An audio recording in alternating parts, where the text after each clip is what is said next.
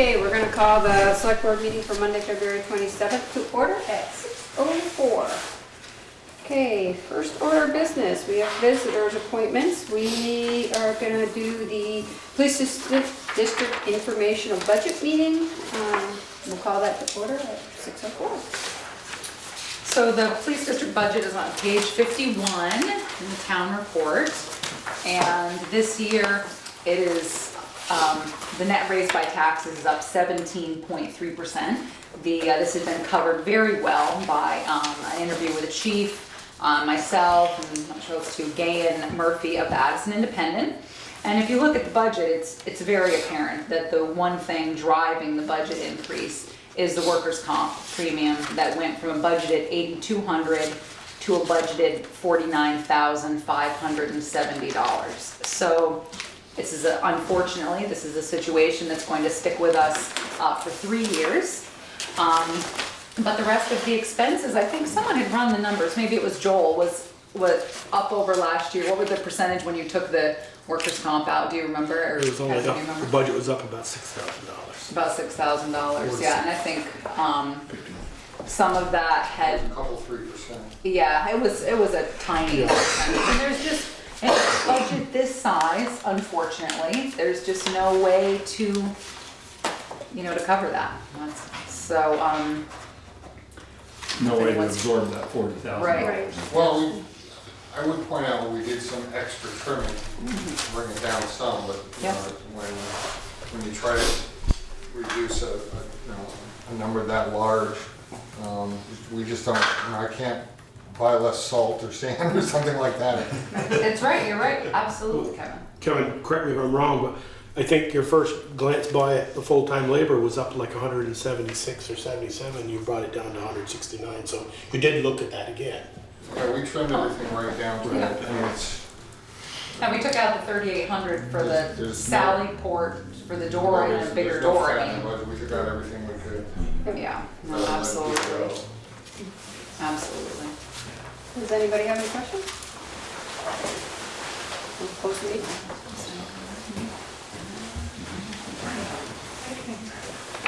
Okay, if there are no questions, then I guess we'll close the public informational meeting for the police district. Next on the agenda is a public hearing regarding the expansion of the design review overlay district. So this was when, let's see, Peter was in Florida and was kind enough to join me by conference call. So what Peg came here and she had presented a nice bit of information to you about adding Bristol co-housing to the downtown designation and increasing it. So at the same time, we have a resident of the district, the one house and the resident, Piper Westbrook, and so Eric did reach out to her. So she wants out of the district, and so we thought this was probably the right time to do that if you're going to move to change the district by adding Bristol co-housing, and you could easily take her property out of the downtown designation. Is she presently in?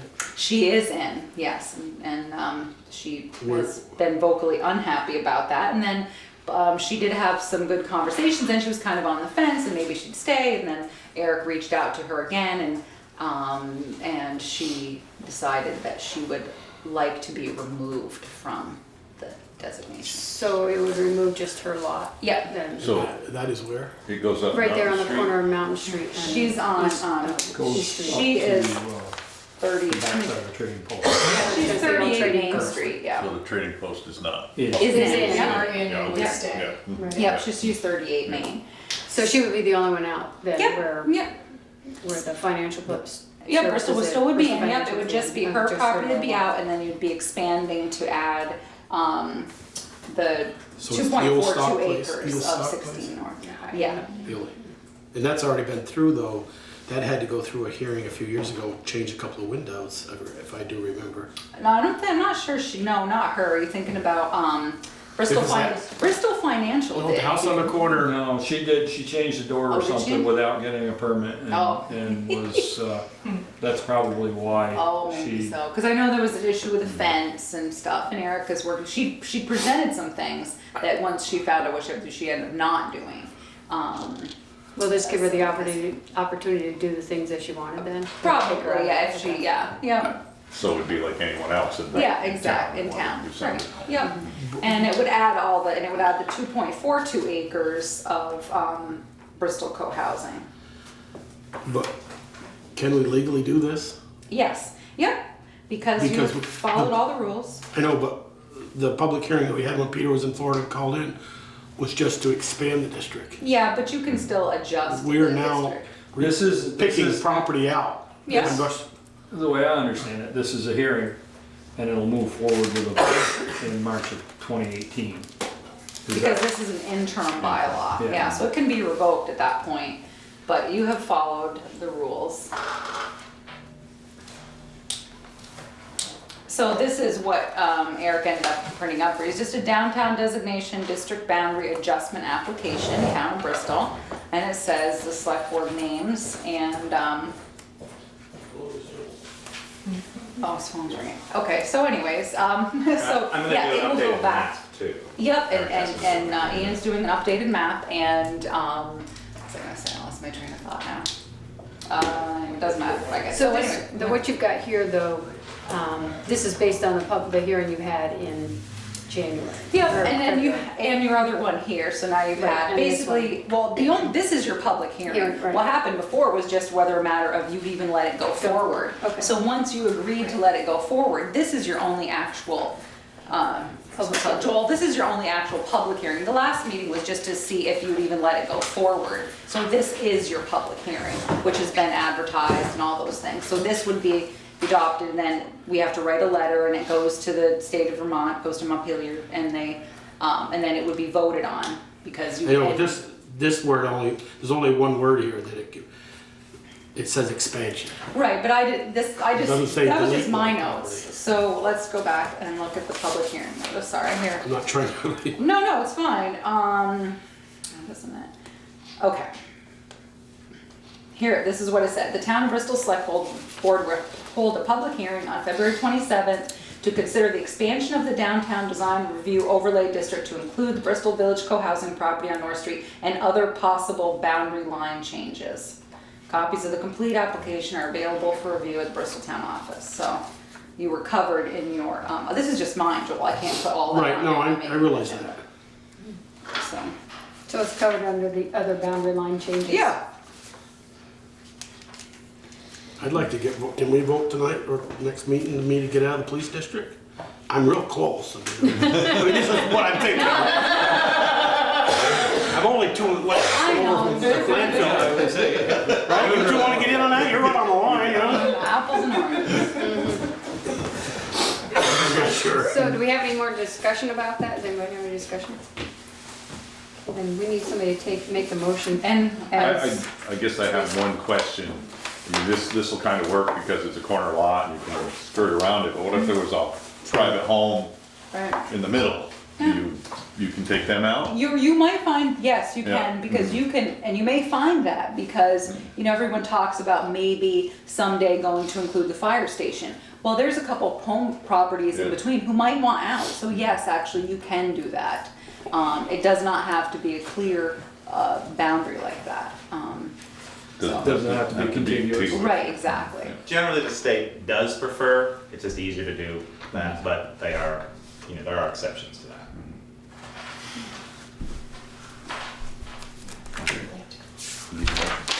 Yeah, Teresa's got how it's used to be. Per I title. had heard, this is the motion I recommended, and then I added that piece, if you were gonna You do want me that. to read that whole? The per Yes. title Bullet? 24. Oh, no, just Per the part title that I had. 24. Just what you Per wrote? title, right here, Okay. in parentheses. Okay, per Title 24, Chapter 117, Section 4515A, I move to adopt an interim bylaw to be voted on town meeting 2018 by enlarging the design review district to include parcel number 235-037-16 North Street, 2.42 acres, all barns and dwellings, and removing 235-085-38 Main Street and 0.3 acres dwelling and detached garage. Get all that done. I'll give it to you. Tasha, and it's section 4415. I'll make it it 4515. 4515. Okay, somebody want a second? Somebody's got a It's gotta second. be Joel. Jolie? I'm not saying it.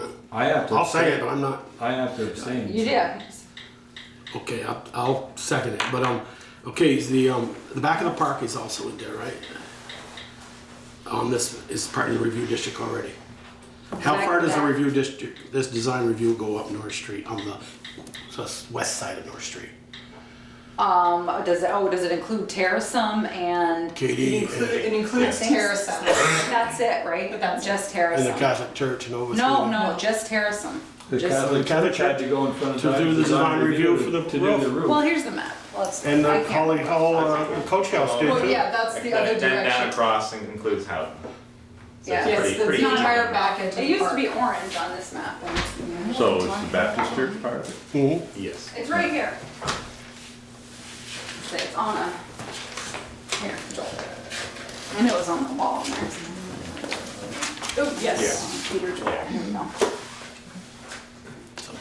Like this.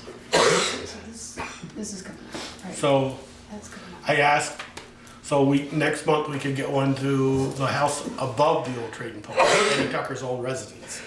Is that already in? That's already in. Yeah. Yeah.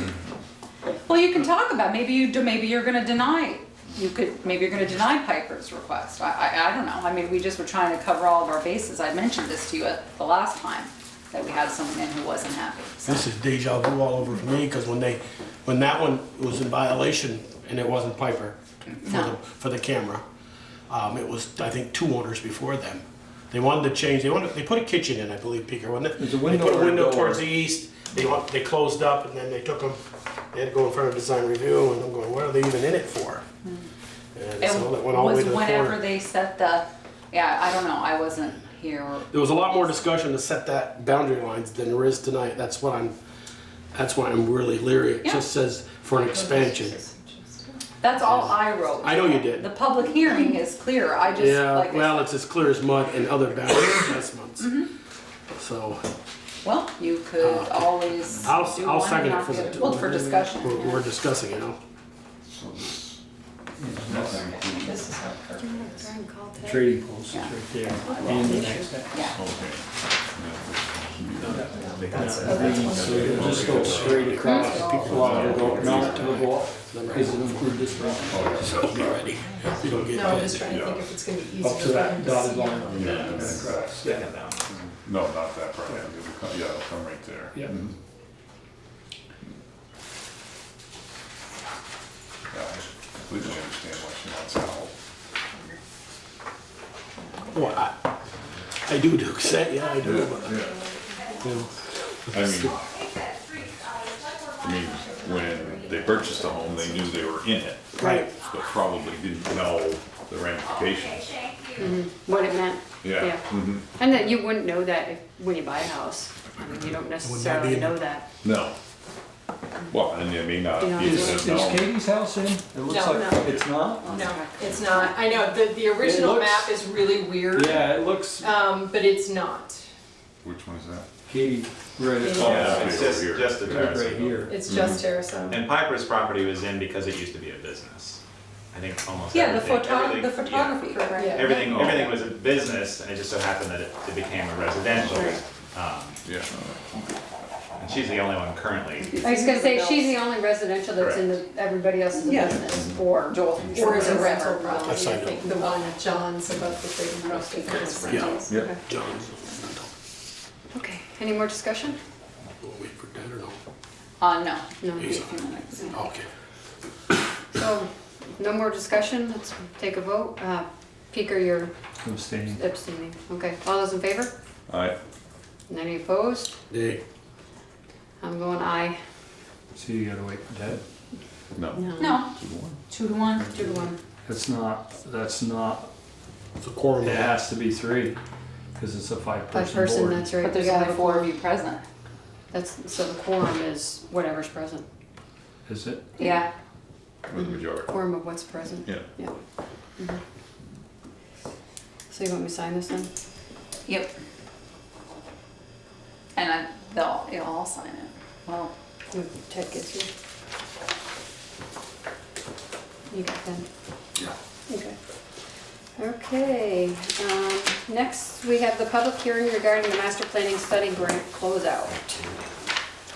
So this is the master plan that we received from, that Green Mountain Engineering did. They won the low bid when we processed that grant and, or put that grant out and got an RFP. So this is the end result of the master plan. It's on the website for the Stony Hill Business Park. And one of the requirements of the grant is that we have this grant closeout, and this included all the overlays of the possible. Thanks, Peg. Thank you. Take care. Peter, for Taking time away from the beach. So this came out with some of the pictures that, the different options that Green Mountain Engineering had come up with, working with Kevin Harper, and the project is moving forward, and hopefully he's looking to find, you know, builders, or not builders, Renters. renters, thank you. So if anyone wants to see it, it's on the website, and it's also available hard copy here. The select board has seen it, and I'm not sure if anyone has any Does questions. anybody have any questions? Just, as long as we're studying the planning grant here, how's the, getting ready to bid on the water line, going through that, down to Stony Hill, down to Woodlands Lower's- Apartment? Yep, we Where are got, with that? our construction permit was sent into the state, and they're taking about 60 days to review it. And once their 60 days or less is up, then we'll be able to go and put it out to bid. But it looked, the application was complete, they were just waiting for that, so we'll still, Oh, Green Mountain, for the state to come back and yep, respond. exactly. But we did receive a note from the state that they'd had it, so, and that it looked complete, and we're just moving forward with that. It's just time. Any other questions? Then we'll close the public hearing on the master planning grant. Okay, Fred, come on up. Is that your pen on the floor? Hey, Tim. Hi. And, Fred, I made you a copy of the warning that said who was making what article, and how you liked having that. Thank you. Okay, so all I wanted to do is learn from you if you had any questions, thoughts, whether there's going to be any changes because of typos or anything else on the, in the town warning, so that a week from tonight, we all know what's going on. I'm not aware of any changes.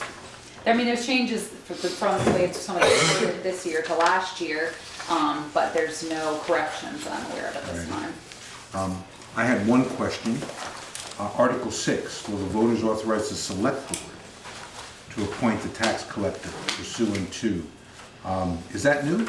It is new, because you'll remember a few years ago, we had voted at town meeting to have the position brought in-house. But VLCT was unhappy with the fact that we were hanging our hat on the word, on the law, may, or may or shall, and they thought that because of that, that. Shall is definitive, may is wishy-washy. Right, that as being delinquent tax collector, that if I sold someone's property at tax, you know, at a tax sale, that if they hired an attorney, they might come back and say, I didn't really have the authority. So despite that everyone said, yes, let's bring it in-house, VLCT said, for best practice, you should run every year. So now this has come up, this is the new, I was looking at the VLCT's new template for a warning, and now they finally, legislators granted them the authority to actually appoint it themselves, which means they'll just appoint the So the treasurer. select board can appoint Yep, now they a tax can, collector short of you deciding it's up for election. right. And is there some ruling about the treasurer's clerk not being, they're not encouraging that person to be the tax collector? No, they're I actually, had heard no. something like that. The first one is, number 5 is that they're authorized the town treasurer to collect current taxes. And then, no, Article 6 says they can appoint the delinquent tax collector and you know. And it can be the treasurer. It can be, yep. And Okay. So, but you're right, it is new. And the other wording that's new, Fred, is in Article 3, talking about physical delivery, which just defines the fact that we don't accept postmarks. And because Ken Weston has made the same motion last couple of years, I did this time go in and change the interest rate, and the select board approved the warning, so that way we don't. You reduce the interest rate to Yeah. 13 point something. The way he'd done it, yeah, I remember he made that same motion a couple of years. You can go to 18 annually, yeah? Yes, But yeah, it's about 4+% less. yeah. Okay? Fair enough. And I asked him if he was gonna opt to raise it this year, and he said no. Breaking for the last district school meeting, Right? I was inclined to either do it after Article 9 or 10. Do you all have any thoughts on that? Would you like to keep it going through a particular article before there's a break, and which, you know, sometimes can be lengthy, sometimes it isn't. How about we go to Article 21? I was gonna say, can we finish our section? I think the school board members would be terribly disappointed if that were the case. It's their last one, they wanna hurrah anyway. Who knows what will be here. Although I'm guessing we might rip through this. 9 is where we usually stop. So that would be your pleasure? Fine. Okay. Sure, it's a nice even break. You'll be able to find your place when we come Then back. the next page, yep. That's what we'll do.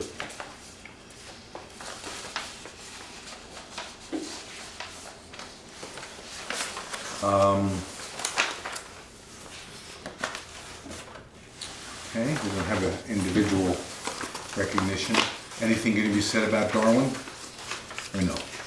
Not that I'm aware of, it hasn't Okay. usually been. Fine. Okay. Any other thoughts and concerns in general? Anything in the reports? Not that you've read them all cover to cover, but is there anything that needs amending in there that you're aware of? Numbers that are wrong? Not that I'm aware of. I noticed in the listing, the Bristol Historical Society was left off the list. Of what? I didn't bring my book with me. Here, What list? this one? I believe so. This one is historical. Or No, we, it is there. It's another list, and it's further into the, Oh, I bet It's I a know where report? it is, Ted. I bet I know which one it is. Let me just find the page number. Where they define them all. well, if they are left off in the very first article, we They have their we own hear report. reports of the town Report, yeah. officers, and that's the time to It's amend it covered. if you wish. yeah. I know, but it's on page 71, because they have their own report on page 63. And then on page 71, when she does funding As I agencies, recall, they're it not was a here. listing. Right. Yep, you're right, and it's not Okay, there. it is not here. Right, but they That have is where their, it was. but they have their own separate page, unlike anybody Right, else on there, page 63. But you're right, it wasn't there. All right. So nothing else? I guess I just have a question for us as a group. Page 7, it says candidates for election of town and town school officer are as follows. We have a delinquent tax collector down there. So if we vote Article, It's only, Six. it's not, yeah, that we won't appoint this year, we'll Right. appoint next year. right. Okay. Should, okay. So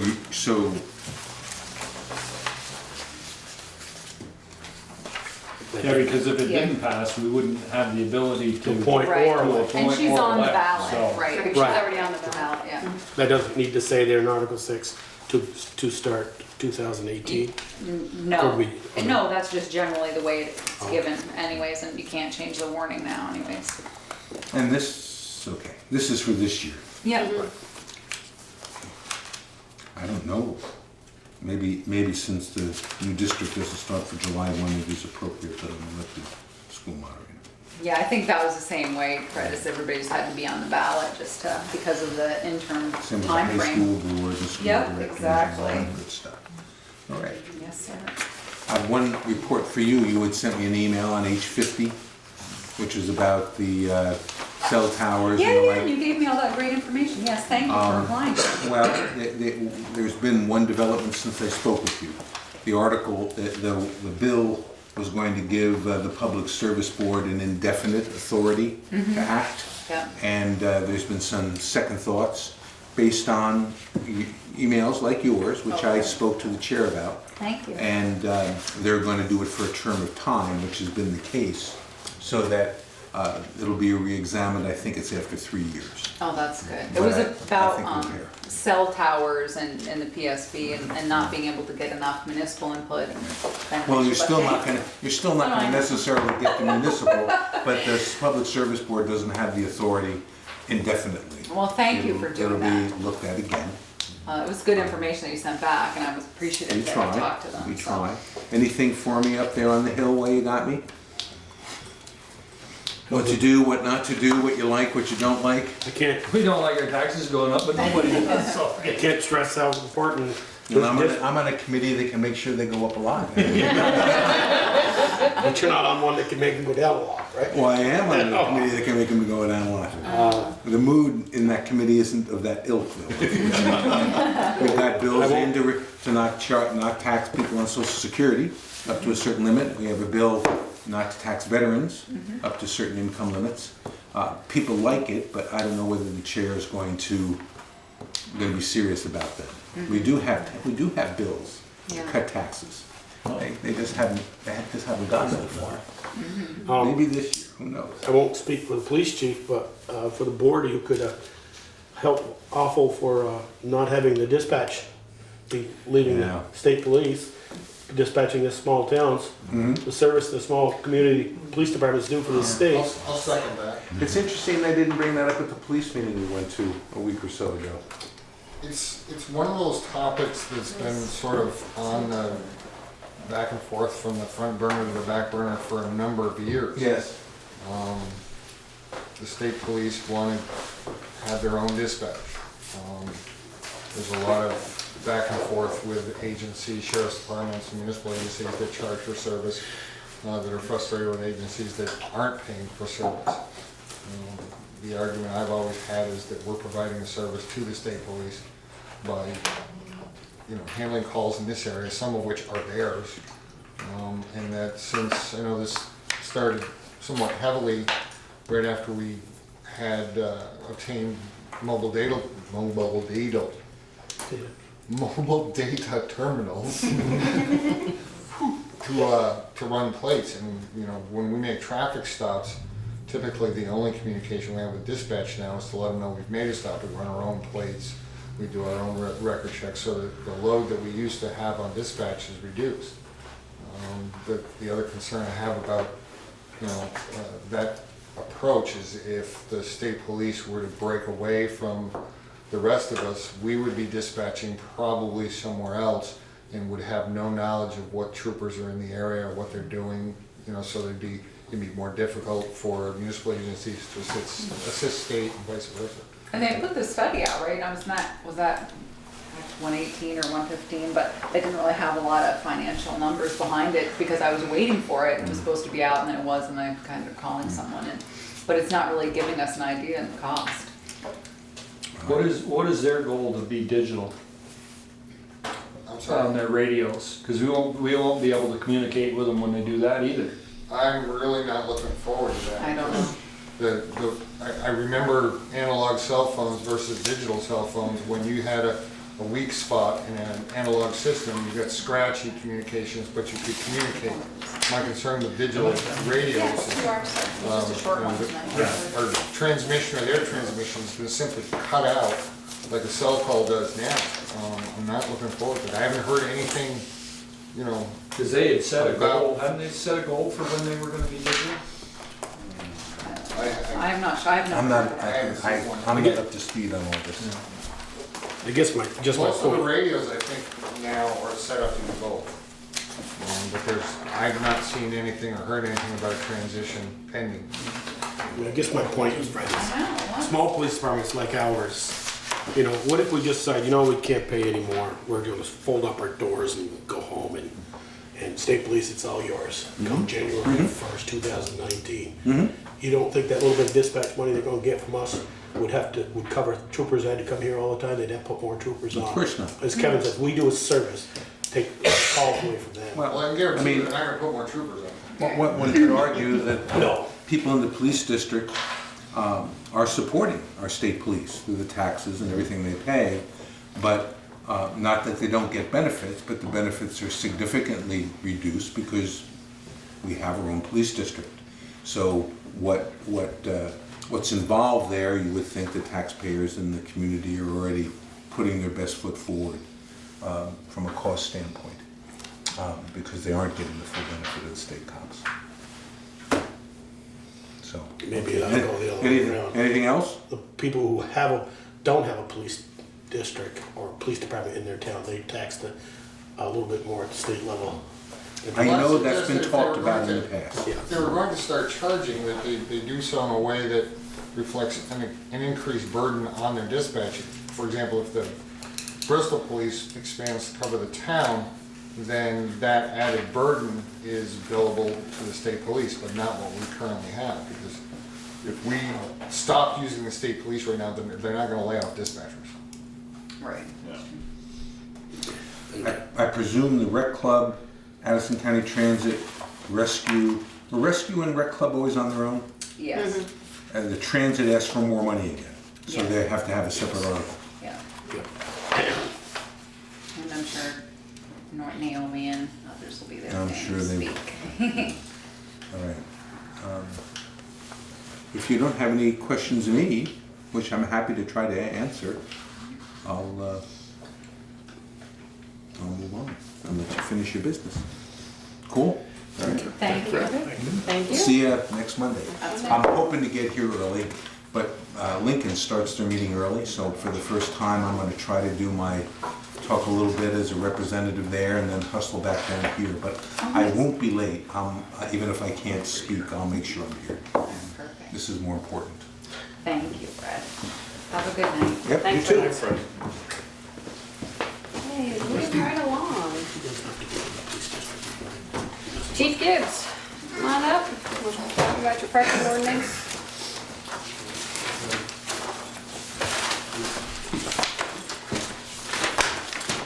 Bring your computer with you so you can make your changes. I printed out a copy, but if you don't vote for it tonight, we'll put it on the next agenda, on the 20th, so I wasn't. I could make changes tonight and get it back to you if there's anything you choose to change. Telephone poles. See my notes? Oh, good, perfect. Power I poles. think it's utility. The utility. It's not just towers, they're not just telephone. I got it. So I'll have to go to page 1, page, that's the thing that we did I before. wasn't gonna hold it up for that, though, Chief. Yeah, it's Oh, I got plenty of changes, so if you want that changed, you can ask. Okay, so let's just start with page 1. Okay, so can I say my first thought was, can you just take section 1 and say definitions and put all of those definitions under there rather than having definitions of parking and parking and then definitions?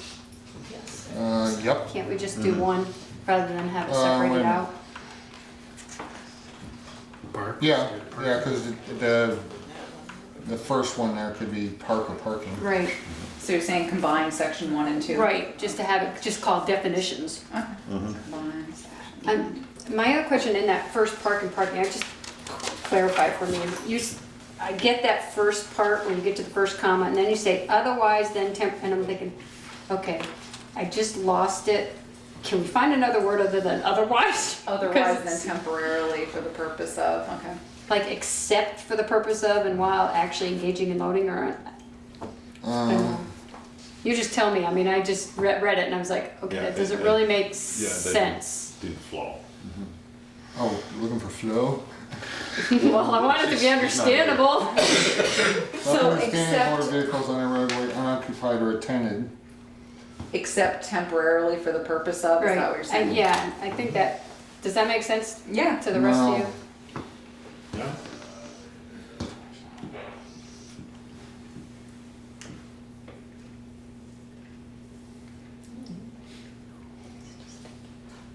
Well, no, the otherwise then temporarily for the purpose of and while actually engaged in loading or unloading passengers for goods. If a person is unloading or loading, they're not really parking, it's more standing.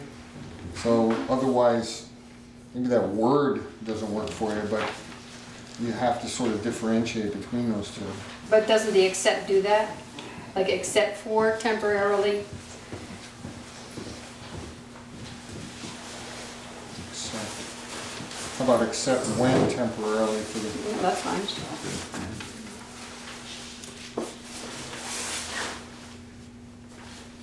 About just unless and scratch otherwise and then. say what?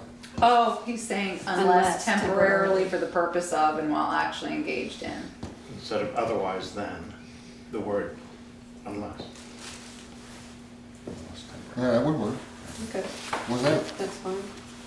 What'd you say? Unless. Unless.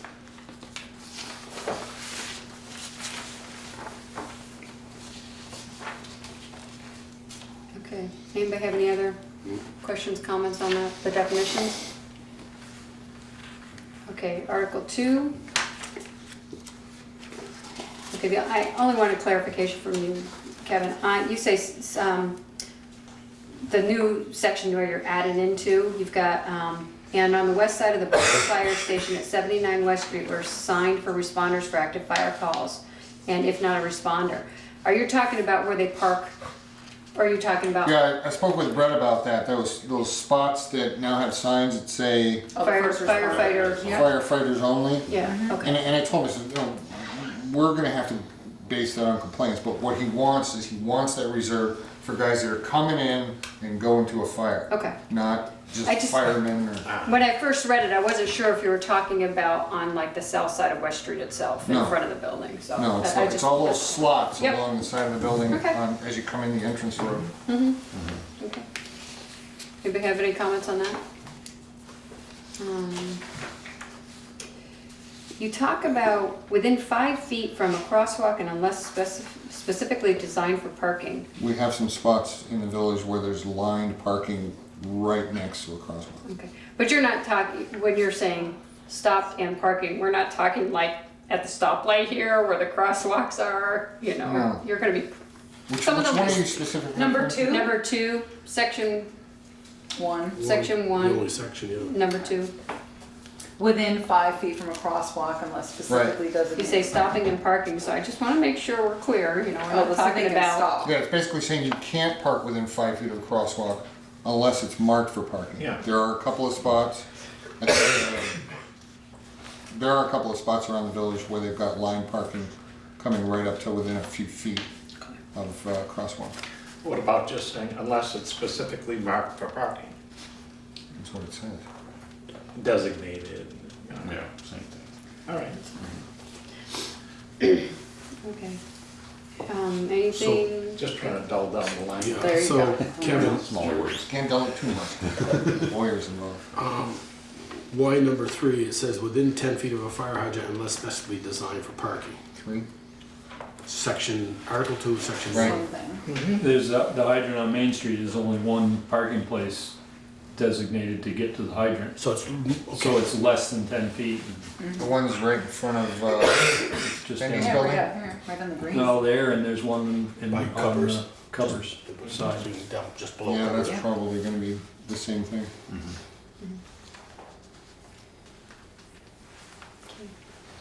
Anything else in Article 2? Just the last one, number, upon any bridge or elevated structure, 11, in any place where the vehicle is unattended and idling or keys are left in the ignition.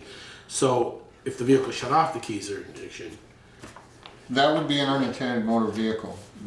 What I wanted here, and I was talking with Josh earlier today about it, if a person leaves their vehicle running, we run into this a lot. I mean, I'm not Cruiser particularly, Scots. I'm particularly fond of enforcing idling laws. Because what I've been telling people for years, and you know, it's a discretionary thing. If somebody pulls into Maple Fields, and I'll give you an exact example. It was a Halloween night several years ago. Guy pulls into Maple Fields and leaves his car running and goes inside. There were several of us out there because everybody's working Halloween cabbage night, and the guy left the car running. And after a couple of minutes, I went over to his vehicle, checked the driver's door, it was unlocked. So I took his keys out and I held on to his keys. I stood up on the sidewalk for at least 10 more minutes. And the guy came out, got in his car, did one of these and kind of looked around, and I was holding his keys. And he got out of the car and started to look a little pissed. And I said, before you say anything, it's against the law to leave your vehicle that way. It's called an unattended motor vehicle. I said, if I had driven your car away, I'd be the other side of the bridge by now. What I'd like to be able to do is, and the problem with the law is we have to identify the driver.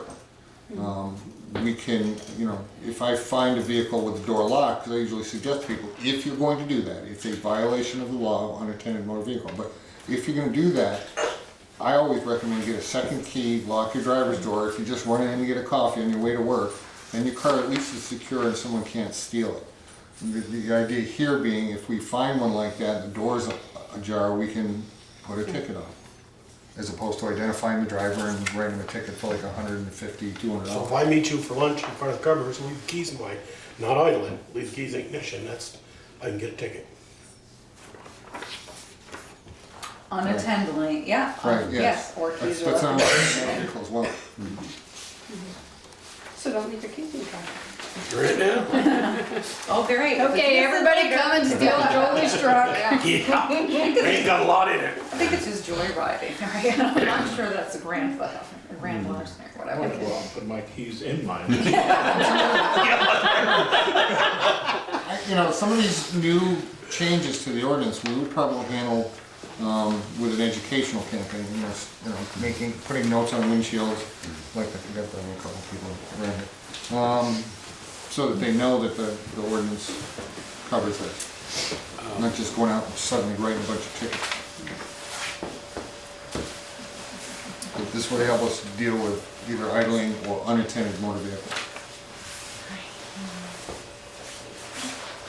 Okay, any questions, Article 3, Section 1?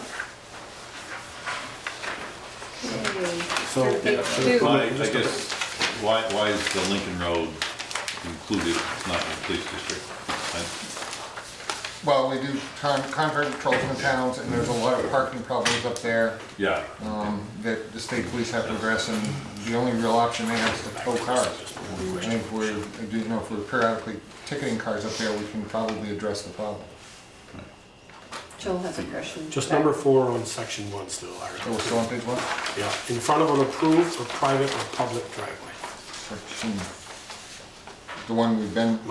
Is my driveway approved private? I'd say it was private for sure. I don't know if it's I approved. think it's so somebody's not blocking your driveway. So if they blocked you in and they went Oh, to okay. somewhere else. Yeah. Happens on the 4th of July. Yeah, Yeah, exactly. okay. I didn't, that's Yep. what so okay. I didn't know if I leave it in my driveway, in front of my driveway with the keys on, and I'm sweeping the lawn and raking the lawn and stuff, putting stuff in it, you come along and give me a ticket. Yeah, that one was in there before, it's changed. I deleted, I didn't delete, but it was just added Okay. private or public driveway. A little redundant, but whatever. Okay, page 2?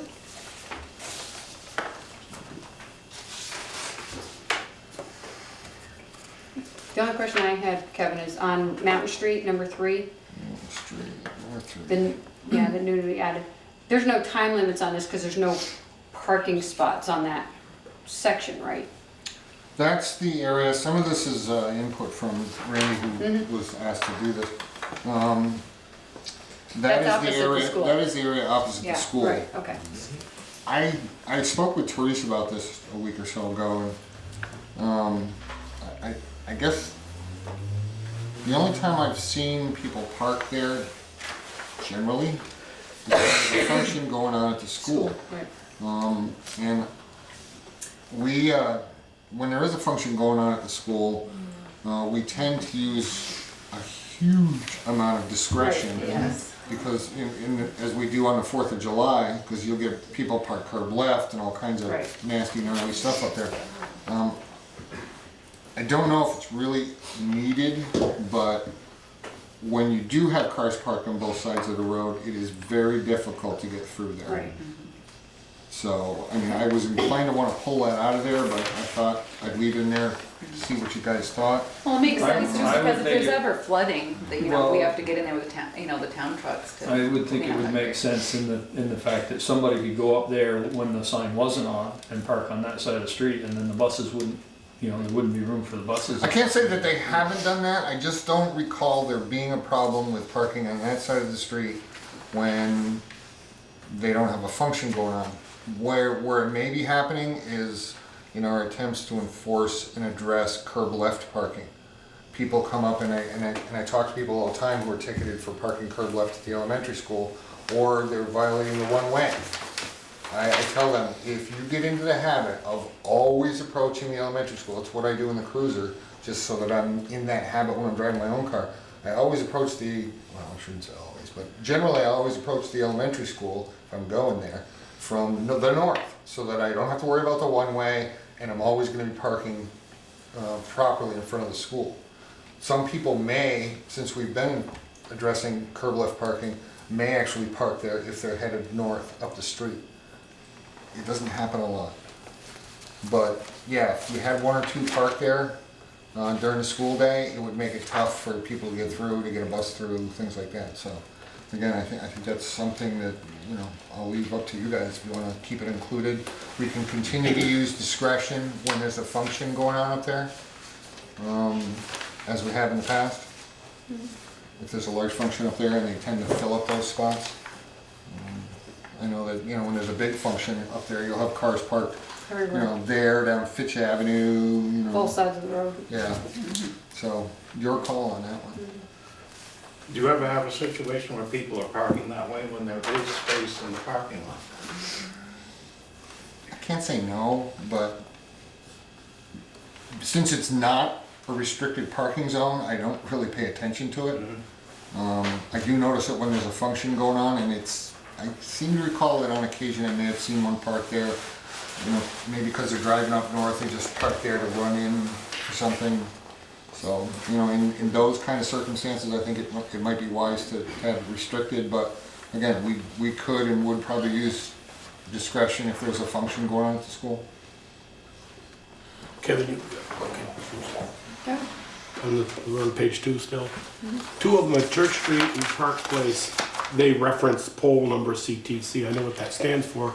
Couldn't we refer that to maybe just a no parking sign, to the no parking sign for 145.5 feet, to the first no parking sign, or? You have to use landmarks, so that they're specifically, all the ordinances tend to do that. I mean, And the right signs now- get expensive, it's cheaper to put them there versus well, yeah, but I purchasing mean, that signs. number could change, and then we have to. Well, that's why you have the addition of footage. Okay, all right. I just What does CTC stand for? Telephone. Telephone company. That was funny. I Hence wondered. telephone pole. They own the pole. Okay, anything else on that page? I guess I didn't hear what you guys wanted to do with the Mountain Street. I'd leave piece. it. Leave it? Yeah. I'm gonna leave it. As long as you can use discretion on those particular days. Would it help to have something in there about, unless there are no vacant spaces in the school parking lot? No, I don't handle discretion. And when discretion fails, there's always, I'll take care of this one. You know, this one's on me, next one's on you, which I do routinely. Okay. Page 3?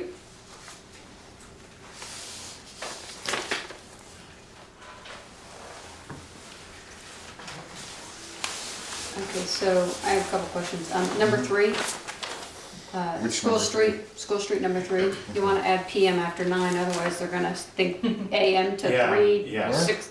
Number 3 under School Street. You just had 9 to 6:30. Oops. So that's 9 PM, right? Yeah. And on number 2 and number 4, my question is, I thought this Same. was private. Same, Yeah, same School Street. I thought the end of that section Well, was a private it's road. private, it's a private road, but it's publicly accessed. It's a public highway, Okay. according to whatever. We write parking tickets in the Shaw's parking lot. There are signs there. Okay. I just wasn't sure if we could control, if we were still allowed to do that, Well, if it was a see, we private can write road. handicap parking in Shaw's because it's a state law and our ordinance just says, you know, we're properly signed. In this case, there are specific signs there restricting parking, but there's no ordinance covering it. What I could do, and that might hold off for a couple of weeks, is I could check with the property owners to see if they want us to address parking. I can tell you, the employees at Bristol Fitness aren't gonna want you to, because they all park there. Yeah, I actually had a customer of Bristol Fitness who received a parking ticket for parking there come to me, and I voided it because it's not covered by the ordinance. But I can certainly check with the property owners to see if they want us to address that problem. So then you'd add more detail to this, is what you're saying? You say if Or they you would want you, just, you would have confirmation that they want. Just They oh, would like us to I want it. instead of just part of- adding it? Instead of Okay, I just got it. adding it. What's your pleasure? So you wanted to reach out to Carol and Tom Wallace? What do you guys think?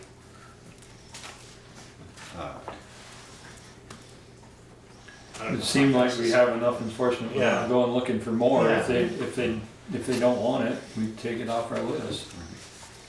So now we're going to check them? Sounds So you want to like it. check with them? Yeah, I can't see, you know, if it's private property and they don't want us enforcing parking tickets there. Although you would still be allowed to enforce the handicap piece, right? Yes. Kevin? Okay. A good way to get Carol is to email her. Yeah, If you don't, email. I was like, before you don't have her email, yeah. Fine. Okay. We'll probably have an answer from her in a couple of days. West Street, number 1. Okay, you have from 10 PM to 6 AM. How come that one's at 10 and all the rest of them seem to be at 9? Is there a reason? Functions at Holly Hall. There rarely is parking in the backside of the park, and more often the parking in the backside of the park Okay. are people that are not up to any good. Okay. I think that one, there is a lot of people that, and I've heard complaints over the years, and I know complaints when I used to tow cars for park filling, but, you know, Friday night in the middle of July, and they park on the front of the park and go to Burlington for the evening with another couple in their cars, they could get a ticket at after 10 o'clock. We typically don't write them right at 10 o'clock. They're Well, usually written at 11. To me, I don't see the problem when it's non-winter parking ban, parking on the front side of the street. You can on Main Street and park all, in July, I can park in front of covers all night long. But I can't down there. That's where, you know, if you're gonna leave and not 10 something on the park or 10 something at Main Street in the businesses, you're gonna go out of town. I'd rather you park down by between the light and the Catholic Church on that side and go to Burlington with friends and go for the evening. I don't, that's not being very friendly to the public at, you know, 10 o'clock on non-snowy or non-winter parking ban. So you're saying, you know, between April 1 or May 1 and Right. October. If they can park on Main Street all night long. There's Was there a reason we did this? Was this had something with the highway department? Or? No, let's go back to the old the parking around the park. police has- chief days of Seal Dearborn, no offense, God rest his soul.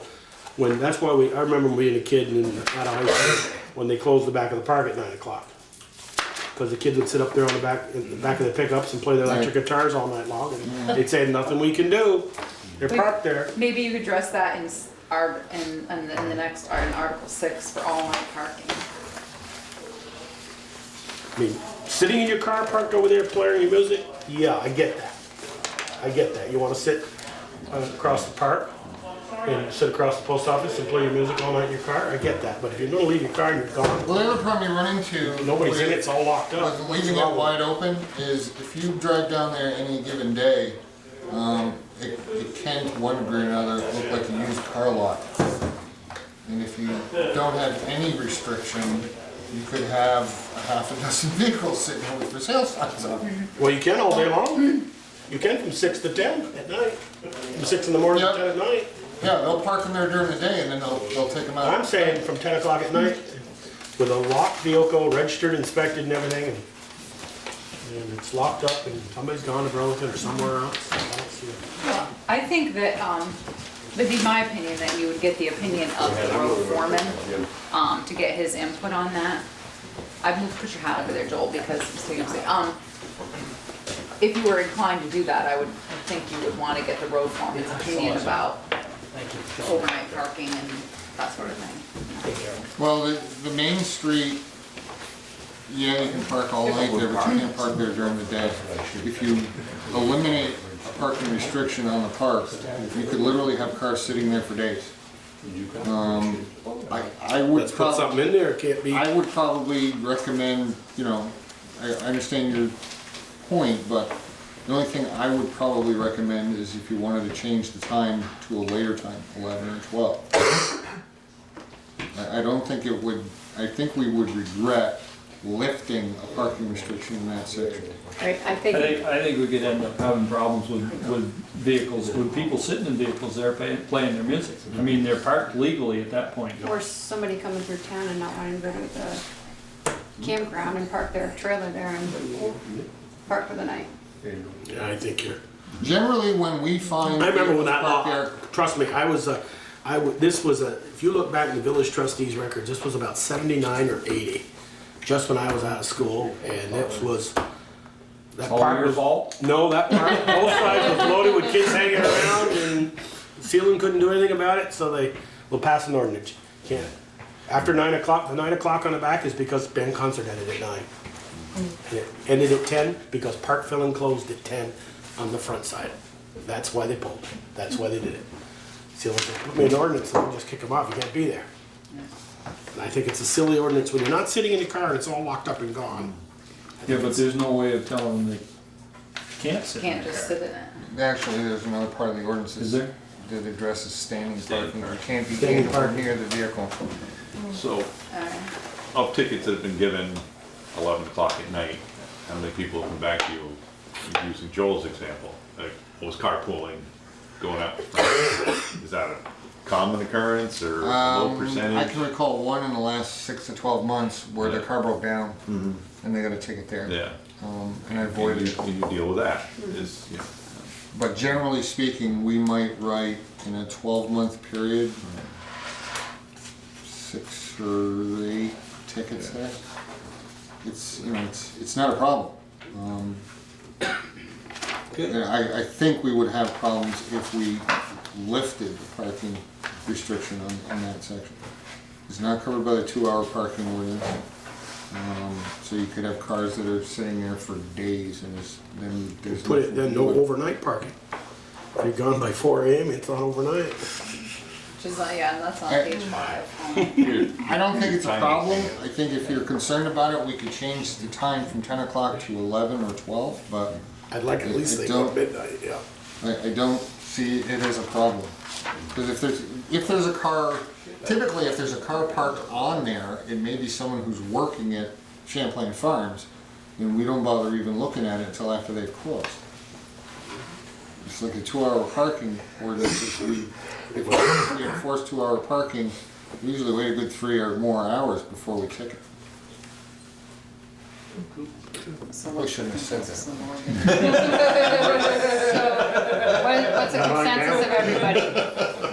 Do you guys want to change the time? Do you want to leave it as it is? I think it's fine. I think it's fine. If they use a little discretion, I think it's fine. If there's a function going on at one of the. And you know, if someone's car is, you know, if they've left it there, quite often we find a note on it, or they call us. You know, they'll call and say, I'm going to Burlington, I'm probably gonna be back about 3 in the morning, I'm leaving my car in the front of the park, is that okay? And we tell them, yeah, sure, as long as it's not there in the morning. Or, you know, call the next day. I have a question on West Street number 4. This is at the fire station. You're allowing people to park on both sides of the road as long as their tires are off the road. Isn't that dangerous? Like if the fire engines have to get out, could they be blocking view? On the north and south side of West Well, Street. these are restrictions. You're saying they can't park there. Oh, okay. Yeah. No, So it says ba- if any part of the vehicle is on the roadway. So if it's Right. not on the roadway, then they're not in violation. Right. So I'm saying, isn't that dangerous for the fire trucks if they have to come out, pull out and come out of there and there's cars parked? I mean, I know, like July 4th, you're gonna have cars parked everywhere. Well, I had Ed Shepherd's property in mind when I was Yeah. doing this. Or the Nelsons or something, Right. if they were parked on their own property, you mean? Yeah. And if someone parks on one of those residential properties on their lawn, we can Okay. remove the vehicle. We have the authority to do that. I didn't Still want to, feel comfortable with this? with what? With it, the way it's written, even though we're not talking about the Nelson property or? Well, what I had in mind with Yeah. that was, you know, Ed Shepherd's property or some of the properties abutting And I or didn't across the mean street Nelson, from the fire station where they might park, you know, their friend might park on their lawn. If we stopped parking in that whole area, they wouldn't be able to park Right. in their front yard. Or- Even on the inside of the sidewalk? Hmm? Even on the inside of the sidewalk? Well, they wouldn't be on their property. Right. Yeah. But Ed No, Shepherd's. Ed's Ed property. If Shepherd's you pulled on, if I pulled on Ed's property on the front of his lawn on the inside of the sidewalk, you're saying you could still tow that? No, not there unless it was someone that he didn't want parked there. Right, yeah, obviously. Yeah. Okay. Any other questions on that page? Okay, page 4. There's gonna be signs put up, no parking, it's not gonna say no parking except, it'll just say no parking from here to there. I just don't wanna end up ticketing someone who pulled in to go into their friend's house and, Get a quick one. yeah. Okay, so page 4. The other thing I had was on School Street. You crossed out street, and I think you need to put it back in. Yeah. You said east and west sides of school. Is that the way, is that in the draft or in the, I might have fixed it in here. It's in the draft. It's in the So you draft. know where. What page is it? Page Page 4, under section 2. You've got a different page 4 on the fixed one.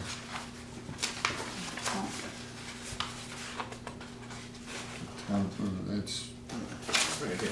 West, which street? Oh, School Street. School Street. Which one is School Street?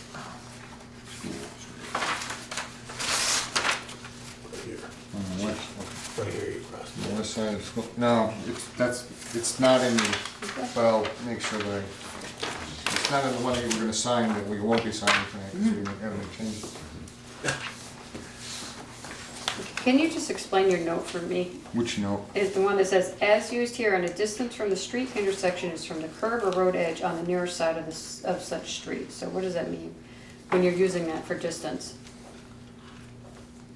So Under from the West Street. intersection, you're talking about using the curb or the road edge. Is that all you're really saying? Closest to, so if you're Closest to saying wherever between you're North talking Street about. and Yeah. School Street, it's. We're talking the edge. it's the- Okay. the west edge. Okay. Yes, what he said. Clarify that, will you? Did you get that right out of your lawyer's head? Anybody have anything else on 4? Okay, page 5. You need a comma on number 2, last sentence or last line. Under designated areas or under? Yeah, just above that one where it says, as stated above, Yeah, the line before that, you need a comma there. Where? as stated above, comma. Oh, Is For that what each you're saying? vehicle, yeah. wow. You asked me to read it. Okay. Wow. Grammar police is here. Anything else? Anybody else? Page 6. Okay, I have to ask, what does 1197, I mean, what an odd number. Oh, yeah, it is. It's like, it's a huge. why not one. 1200? And then you explain it a little State. further, but. They add surcharges and things like that, and I think there have been times where the surcharge might have been $5, and one set of legislators want it to go to 10, the other don't want it to go at all, so they split the difference, you end up with $7.50. I mean, it's a huge jump. They'll not be fined more than $11.97 versus $250. I mean, it's a big. Well, that's the maximum. Yeah. That's the They're gonna be- maximum, that's the right. maximum in these scheduled fines. So we're trying to match that up.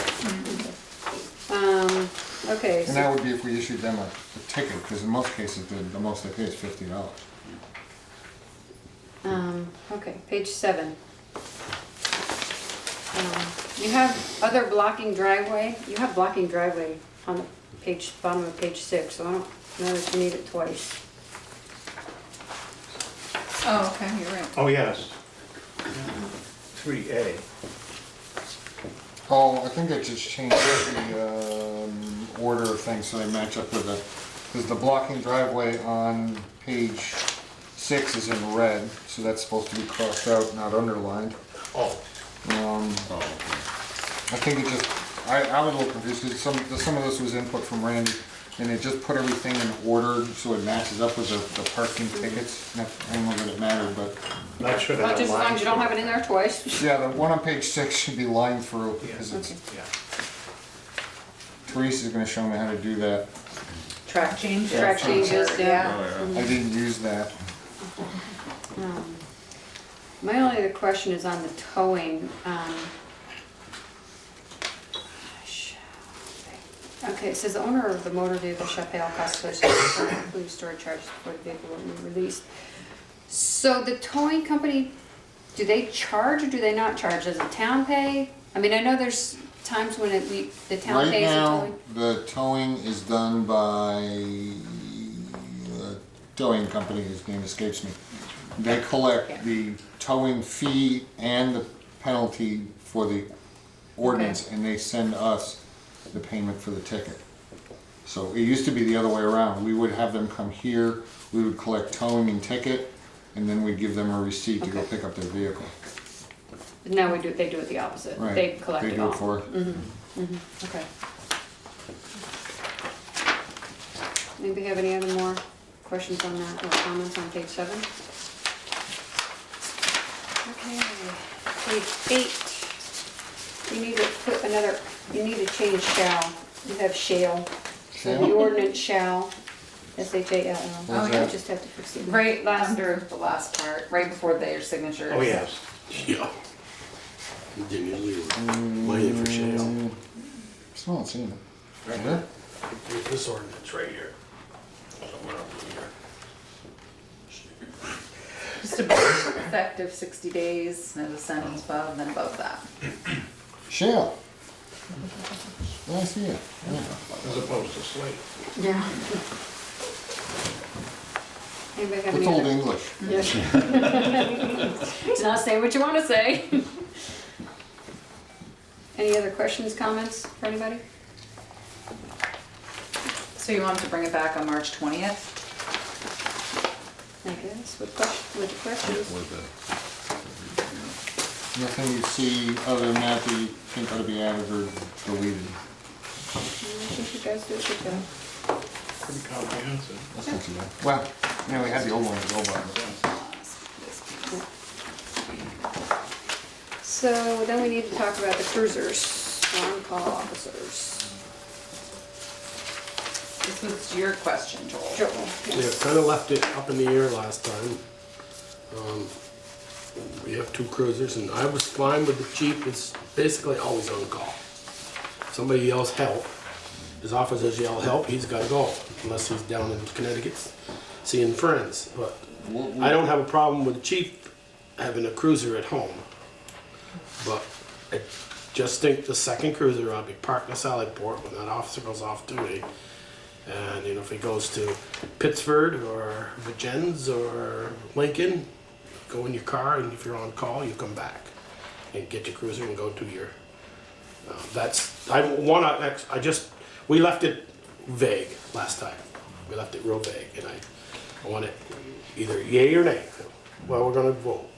Do we say the cruiser, second cruiser stays in the Selectboard when the officer is off duty, not on call, when he's on call? What do you mean when he's on call? When he's on call. So wait, so your example is if Josh goes to Lincoln and Josh He's is done on at call, 3 o'clock in the morning. You don't want him He's done to at take the 3. cruiser to Lincoln. No. When he's done it at 3 in the morning. Right now, Josh doesn't, Randy doesn't, but I think that an officer should have the ability, if they want to take the cruiser home when they're on call, to do so. The same thing applies to them that I practice when I use the car when I'm on call, is that if I'm not going to be on call, in my case it's when I've left the jurisdiction. With them, it's if they're not going to be on call, they have to return the cruiser. But if Josh was working tonight, while Randy's working tonight, presently he has the option to take that car home when he's on call. If he weren't working tomorrow night, he would need to return it before that shift starts so that officer would have it to use. He comes in with his own car and leaves with his own car, but it's always been that it's always been available for an officer to take home when they are on call for the evening. So if Randy goes off tonight, Officer 1 goes off tonight, Right. at 3 o'clock, and Josh starts at 9 tomorrow or 10, where does he pick up that cruiser?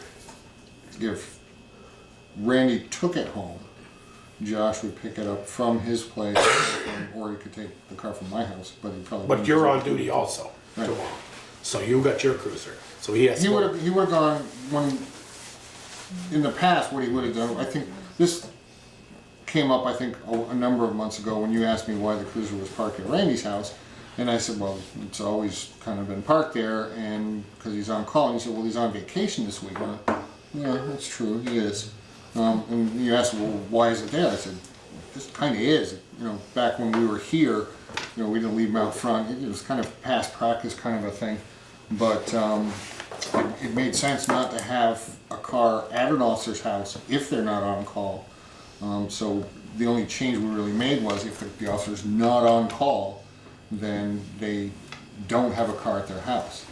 If he chose to take the car home, with the way our practice has been, Josh would need to know that, and he would go to Randy's house and get the car when he came on at 7 in the morning if he was working at 7. Or Randy would have had to return it back to the Right. Sally. Yeah. Yeah. I think I need some more information here, not so much from you, but maybe from Workers' Comp, VLCT. If they're on call and they have a cruiser, Right. we're on the hook. Yes. If they're on call, they come home, they go home, they drive their car in, are we still on the hook? I would submit probably, I because would once they submit, get yeah, the because they've been call called out. to come out, They're working. they're working. Yeah. And they So get the in that call. case, if Either the way. officer's in Pittsburgh, they're traveling from Pittsburgh here, we're on the hook. We No matter typically what. don't let an officer take a car home if they live outside of a response area similar to what a trooper would have in Bristol. Which We is 10 minutes, 20. They respond from anywhere in the county. In some cases, they're allowed to respond from outside the county. That's why Jory has been able to, when she's taken call, go to her mom's house, because that's fairly Closer. close to here. Heinsberg. Yeah, it's just over in Heinsberg from Moncton. But if somebody lived in Burlington and was on call, we wouldn't put them on call if they lived too far outside the area. I don't feel comfortable having a cruiser in Pittsfield or Heinsberg. For any reason, I don't see why they can't come to the Sallyport and pick the thing up and go do what they gotta do. It enables them to respond, as I explained with my cruiser, or the cruiser I typically drive. It enables them to respond in a marked unit with lights, with a mobile radio, and with an MDC mounted on the stand. So they're able to communicate both IM, they can see the dispatch information as they're responding. But as I said, Josh has blue lights in his car and chooses to drive his car into work. If his car was in the garage and he needed to be on call, he would probably take the cruiser home. Same with Randy. Right now, they both drive into work and gear up and sign on from the office. I think it's important it gives them the ability to respond in a more timely manner. I know that there was a call not long ago, Josh was responding, and he actually responded to the scene in his own car, as opposed to going to get the car first and then going. But I think it's not happening a lot. They're not taking the car home. Personal preference, I guess. Their cars are well equipped as is. Mine has nothing in it. So it's not normal practice for a Jory to take the vehicle to Rutland or Pittsburgh, wherever She she did lives. once. I was saying, so but it's not normal practice. is No. what I'm saying, okay. No, there were unique. No, there was a unique circumstance. Both Josh, I think in that particular case, both Josh and Randy were on leave. She was working the night shift and then the night shift after. As I explained to her, I also had some paperwork needed to go to the state's attorney's office, so I asked her to take the car home. That way she could respond back if something came in shortly after she signed off, and she could respond in as she was coming into town the next day, and save me a trip to the state's attorney's office by swinging into the state's attorney's office and dropping off paperwork. Now, the car, when it's taken by an officer to be on call, it's within a reasonable responding distance from Bristol. And in the past, with different officers, I had to decide whether or not where they're responding from is reasonable. And typically, if they can't respond in the same fashion as a trooper who might respond to Bristol, we don't put them on call. I thought you told us that part-timers don't take call, typically. And sometimes yes, sometimes no. It really depends on, Bruce is new, and if he were working a weeknight, he'd be working real early the next morning for the sheriff's department, so he would usually not take call. Jory sometimes has taken calls, sometimes hasn't. Bob Worley has taken calls sometimes he hasn't. It depends on their schedule. If they're part-time, I can't really ask them to be on call, and if they're only on call, if they're only working one shift, typically I don't like to put any officer on call is when they're going on days off or before they come back to work from days off. So if a part-timer is only working one day in the week, nope, they're not on call. But Bob Worley's a good example because he was working Friday night, Saturday day. So there were times where he was on call between Friday night and Saturday day. And in some of those cases, he would take the cruiser home and sometimes he wouldn't. I'm not sure I'm comfortable having Josh take his personal vehicle right directly to the scene. I'm not either. I was gonna say, because we're on the hook for anything that happens to that vehicle and himself. I don't think If he's we not, are on the vehicle, but we are on him. he's working. I don't think we'd the be on vehicle, hook. I don't believe the, you know, We, I'm not sure how it is with police, but I know with fire, if you're responding, yeah, if you get hurt, you're on a working comp, but you're not, if you wreck your vehicle, you're on your own. he's right, we talked to the LCT about that, because you asked that question, and that's what she said, was if they respond directly, and they're, you know, they're not gonna cover it, it'd be their own car insurance, and if they get involved in accident where they hit somebody else with their vehicle, their insurance is first, the LCT may be second in line, but they're not gonna be first, so Peter's right. It's rare. I mean, the majority of calls that the guys get called out for are you know, alarms going off, things like that. This happened to be, I think there was a weapon involved. There was a domestic involving a weapon. But he knows that Oh, yeah, and 'cause he chooses hasn't- to drive his own car. Does he not have audio, video? I mean, I know he's got his body cam. Oh, but- well, I don't think he gets out of bed without his body camera. Okay. But he's got, I mean, he's got 2 cell phones, he's got, I think I asked him about mobile radio. I know he typically communicates by cell phone rather than radio. But he chooses to do that, but the option is still there. If he wants to take the cruiser home or needs to take the cruiser home because he's on call, they do. The part-timers, as I said, if they're only working one shift, they're not even on call. Thoughts, guys? My Concerns? thought is, it makes sense to me if they're on call to have a cruiser within, I don't know, we could set like a radius Yeah. from Bristol, whatever we might want that to be. But I don't think it's right that Josh would have to go to Randy's house to pick up the cruiser. Right. Right. It's, or vice versa, or whatever, however that may play out, I think, you know. Well, it's always been the problem with Yeah. just one. I mean, there was a time where I had one car Yeah. with 2 cars. But now you have a situation where it could be left in the Sallyport, and so he responds to his duty station and picks it up there. He shouldn't have to, even though it's not a great distance down to South Bristol, it just doesn't make sense to me to put that inconvenience on another office. Well, I think that may be part of why they take their own cars. I know Yeah. Randy doesn't like the idea of having to plug the cruiser in at his home. Yeah. Because I've asked guys, because the part of the camera system is hot all the time, so we have to have a trickle charger going on it thing when it's sitting for a day or two. So they both currently don't choose to take the cruiser home. I just like them to have that option if needed, because they make their personal vehicle, the one they respond in, might be in the shop for a couple of days. And that's decisions that are made, On the road, on the fly. occasionally. Occasionally. Yeah.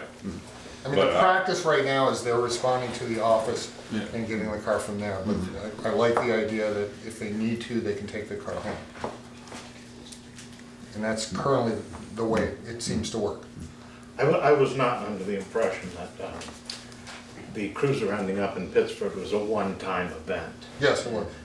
I didn't realize that, but if it does happen again, does the officer coming on duty then have to go to Pittsburgh No, to pick the phone no, up? because in that case, it was the only 2 people working for that 2-day period. But that they have to go down to Randy's to pick it up. Why wouldn't they have to go to Pittsburgh to pick it up? Because there was no one else working. The 2 full-timers were on vacation.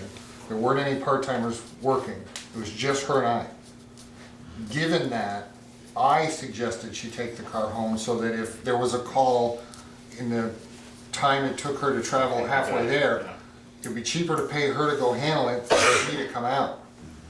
And in the return, she was able to stop at the state's attorney's office, drop off some paperwork for me, saved me a trip to Middlebury, taking me out of the jurisdiction, and could respond in if something big was going on as I was, as I was getting close to her ship. Okay, so having to go down to Randy's to pick the cruiser up is not an analogous situation to having someone take the cruiser to Pittsburgh. I wouldn't authorize a person to be on call from Pittsburgh, especially if someone else might need the car.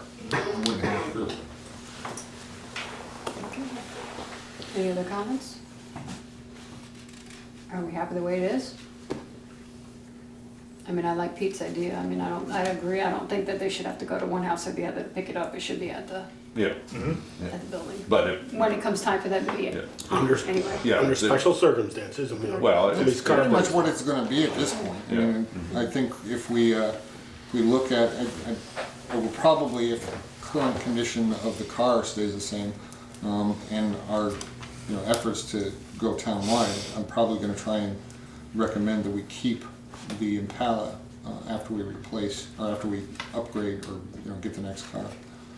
And that could address that problem as well too. Y'all good?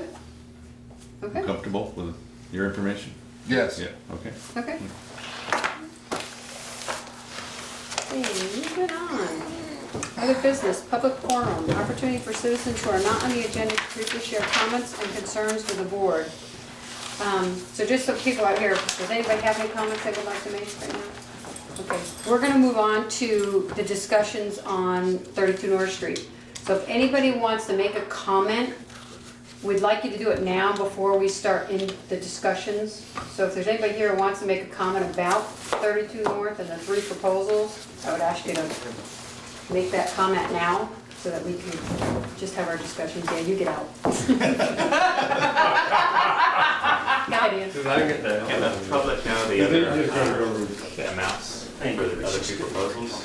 We haven't let out any of them out yet. Well, Bob's amount was in his proposal, which was for public viewing, and I was just curious if we could. They were know all, the other. they were all for public viewing here if you came. I did, but But I took the other, I took the amounts out. Oh, okay. but not in Bob's though, it was in Bob's. Oh, was it? Because it was, Yeah. the one I sent you via email or the Yeah. one under the front counter? The one that you sent me. Oh, all right, well, that was a mistake on my part because I thought I'd taken them all out. So it's no secret, it doesn't matter. Yeah, The no. reason that the select board has never said much about the amounts is because through the entire process, they've always said the money was secondary. But I have the amounts right here, I can certainly read them off if you want them, okay? Would you like my time? Sure. All right, so Bob Bernstein, 69,000. Bill Gibbs, 95,000. Peter Heffernan and Heather Heffernan, 75,000. Okay. I'll be right back. My apologies, Bob. I thought I had that all up. Sure. Yeah. Yeah, I can make sure we can get them later. All right, thank you. Okay, we'll wait for Joel to get back. Does anyone have any comments? Does anybody have any comments or questions they want to ask before we get in to the I discussion? have a brief one, and just to say thank you for all of you, and I wanted to mention to the select board that I was impressed with Teresa's handling of this as it went along. She was both helpful and judicious and seemed to represent the town very well tonight. Thank you. So do you want to go around with your pros and cons or something, or? Do you guys have any pros and cons written down or in your head, or? Okay, well, we can, should we wait for Joel? Because he's gonna want it, he's gonna want to hear, he should hear it, so. Yeah. Do you want to go, I can tell you, we're not going to do number 3 on the agenda, award bid for septic hatch installation, we're not going to be doing that tonight. I did get 2 bids but had the engineer look at them, there might be a different option, so we're not going to do that tonight. Just so you know, so that'll make that go along a little bit faster. So I have a meeting on Thursday with VTOMS and Goodman Engineering to talk about cheaper alternatives because that was very expensive. All right. Great. Okay, Joel. So everybody got the same pros and cons sheet. And So we're just gonna go around, do you want to just start with the first, like Bob's proposal, we'll each do our pros and our cons? Does that work for you guys? Sure. Pete, go ahead, I'll let you start. Well, I think the big pro is the public use of the building, and that it would continue to be a public building. I think it would bring some people into the community. I'm not convinced it would be a large number. Okay. Do you want to do your cons while we're here? I guess my biggest con is that it would be tax exempt after 5 years, and I think that's something that we, even before I got on the board, was a priority to put that building back on the tax rolls and keep it there. I think that's a huge con. And also, Bob has shown some reluctance to take care of the septic problem and talked about putting a portalette in the parking lot. I'd hate to have a public building in the town of Bristol with a portalette in the parking lot. Okay. Any more? No. Okay, go ahead, Ted. Okay, I didn't use that form. That's fine. I've been thinking about this for a real long time, just taking notes, and over the weekend I tried to get it organized. Read it to my wife, whose judgment I trust implicitly, and You're saying she that for the, approved. And you're saying that take my word for it, she's not one. And so there's at least going to be one person that agrees with me. There you go. With respect to Mr. Bernstein's proposal, it's a fair plan without the soliciting for approval. The pictures of the refurbished and yet to be refurbished woodworking equipment that accompanied his proposal are impressive. Some of the concerns: how many of the seemingly hundreds of responders who have endorsed the plan will actually go to the museum, and if they do, will they go more than once? They seem to be from all over the country. There was just a huge, as you know, when Bob did his proposal, he was reading approval after approval. I'm afraid that after an initial surge in attendance, the popularity of the museum will wane, and the space will turn out to be merely storage for interesting machinery with very spotty public attendance. Well, I've had this happen with the Bristol Historical Society in similar situations, serving on the visitor's desk at Howden Hall. It seems to me that a much better venue for Mr. Bernstein's collection might be the Shelburne Museum, or Tunbridge, or Woodstock, or Springfield, where crowds are already coming to museums that actually have a wide variety of displays. It appeals to me that the wider the scope and variety of displays, the greater the attendance will be. The statement in Mr. Bernstein's proposal that the property might be taken off the tax rolls after 5 years because it is a museum, and this is a direct quote from Mr. Bernstein's proposal: "Museums as a class have a difficult life, and though this one will be no different in that regard. An appeal for tax exempt status is disturbing to me and contrary to one of the objectives of selling the property in the first place." Okay. I'm gonna sit over like her was, so I gotta turn my back to everybody. I didn't want to move, I kept the speaking. Okay. The pros for Bob was public to continue to see the inside with minor interior changes. There was 2 there. Another pro was possibly bringing some different tourists to town. My cons were possibly tax exempt in 5 years or less, not completely restored, and that's my personal opinion from talking to Bob and to seeing what was going to be done. Back station not being removed. I see the old pictures and I see the mountain to the back of it, thinking of the back station to be removed. Parking and septic I have on that. So those are the things. And then one of the comments I had when I asked Bob earlier the first time around was when Bob stated that he wanted to retire all of his stuff into one building because he was paying rent, as he put it, in a lot of barns in Lincoln and Bristol area. And I looked right at him straight in the face, and Bob gave me an honest answer. I said, Bob, is this really a place just to get all your stuff stored in one spot and not pay rent in 4 or 5 barns? And he looked, kind of shook his head and said, it's possible. It's possible. I think that's a misreading of what I said that night, but you'll have to go with what you think. So that was that on that. Okay.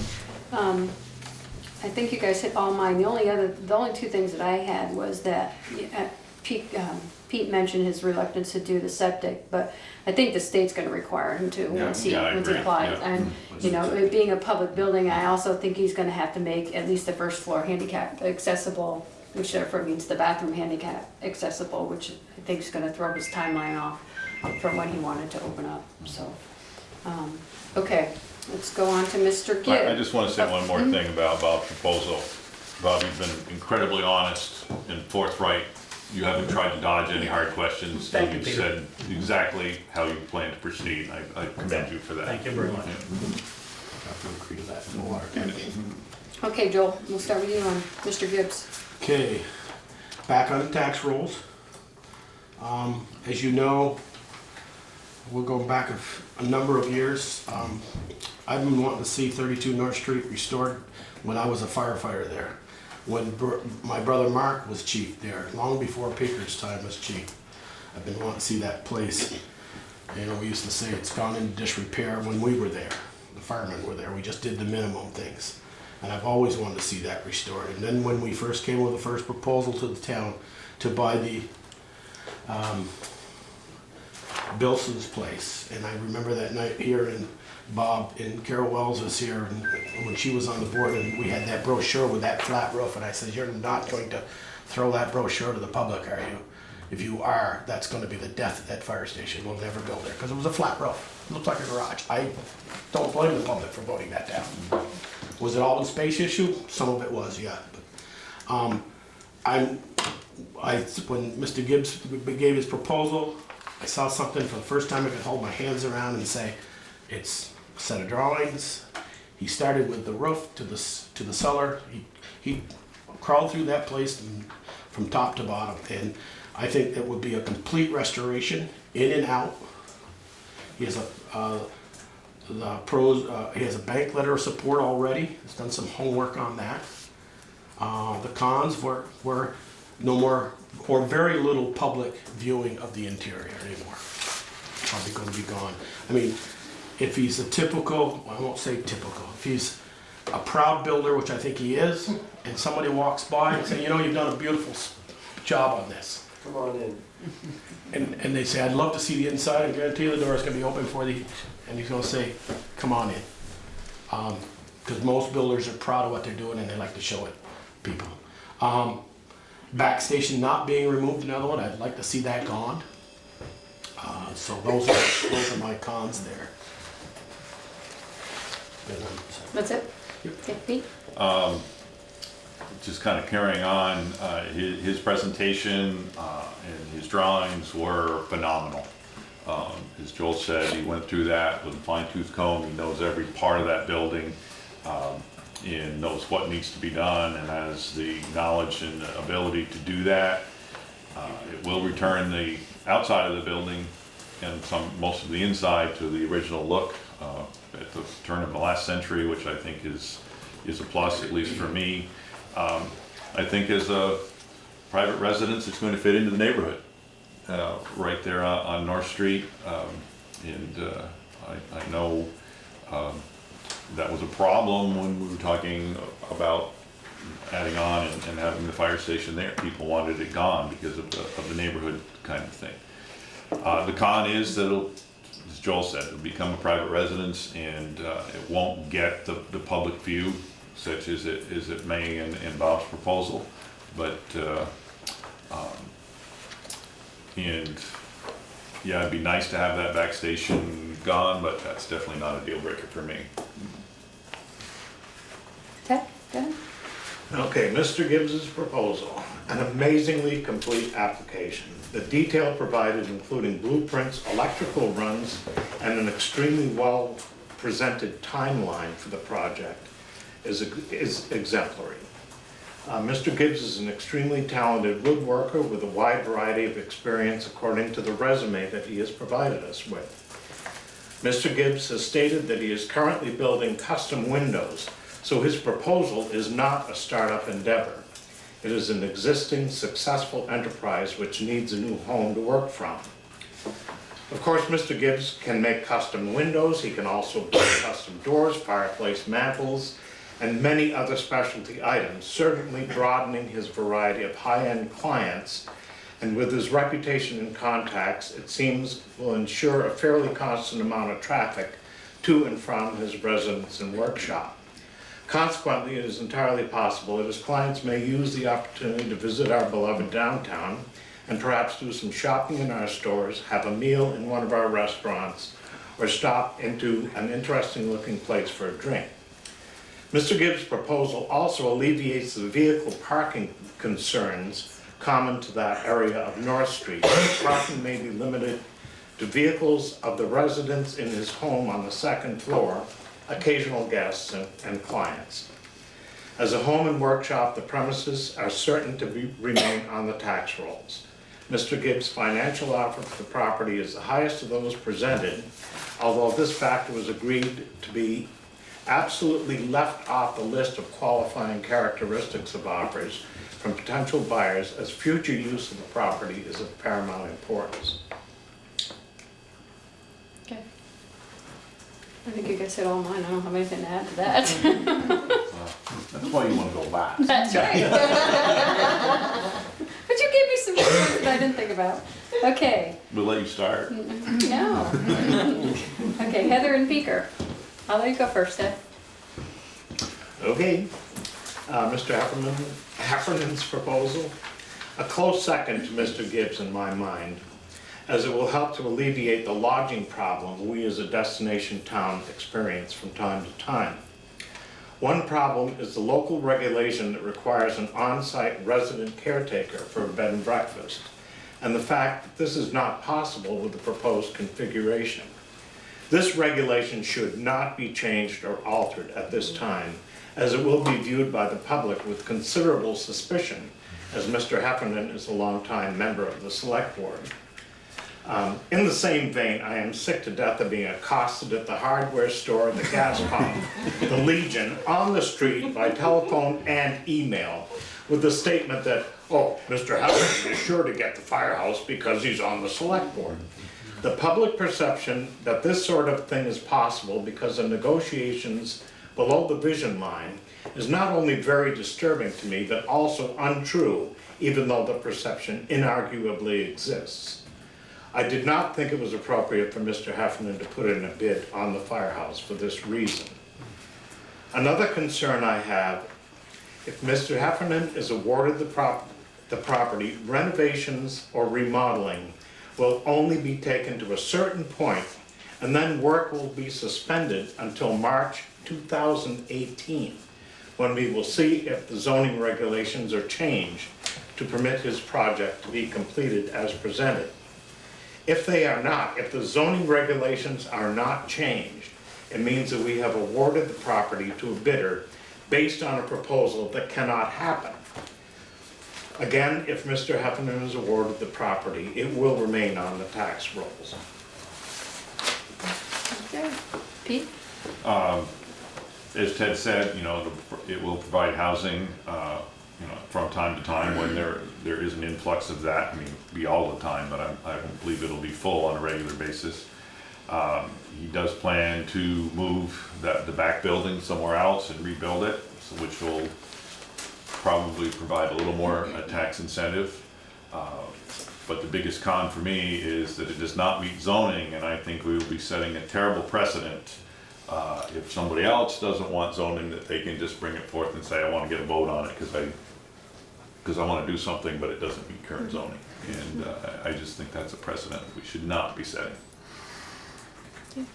Joel? Ted said most of what I wanted to say, but my pros are the back station being removed. And, another one, it's going to be open to the public. They'll be able to go in. It's to go inside as much as outside.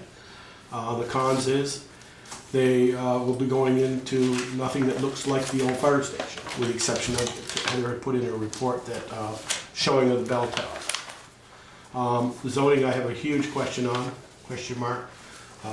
Here again, as Ted said, the perception is out there that, oh yeah, that'll get changed. That'll get changed, so, no, it's not a done deal here at this board. So that's my con.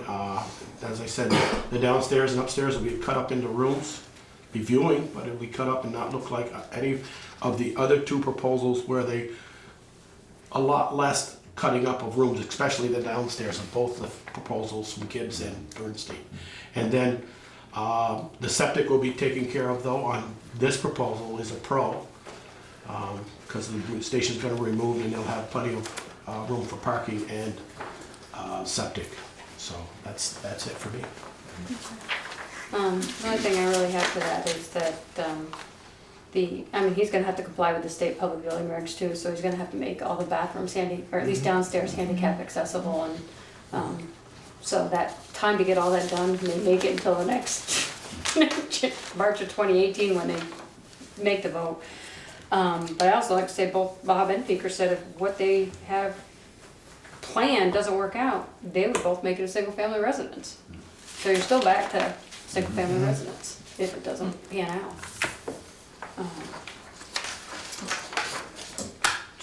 So what's your pleasure, boys? I will make a motion that we accept Bill Gibbs' proposal of $95,000 and all of the changes that he has proposed. I second. Okay, further discussion? I mean, the only thing I could say is we can't control what they do inside. No. We can only Right. control what's done Yeah. outside, so I know, Joel, you made a comment about the inside and people accessing it, but that's out of our control once it's there, so. Okay. Any more discussion? All those in favor? Say aye. Aye. Any opposed? Motion carried. Congratulations, Mr. Gibbs. So we should state right now, Bill, that the notice of conveyance You can't of park real there, right? estate. Wait a minute.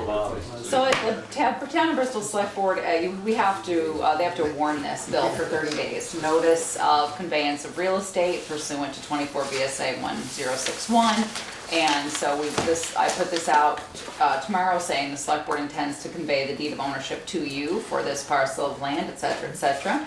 And we put this out and it has to be out for 30 days. And if we do not receive a petition signed by 5% of the legal voters, then it moves to sale.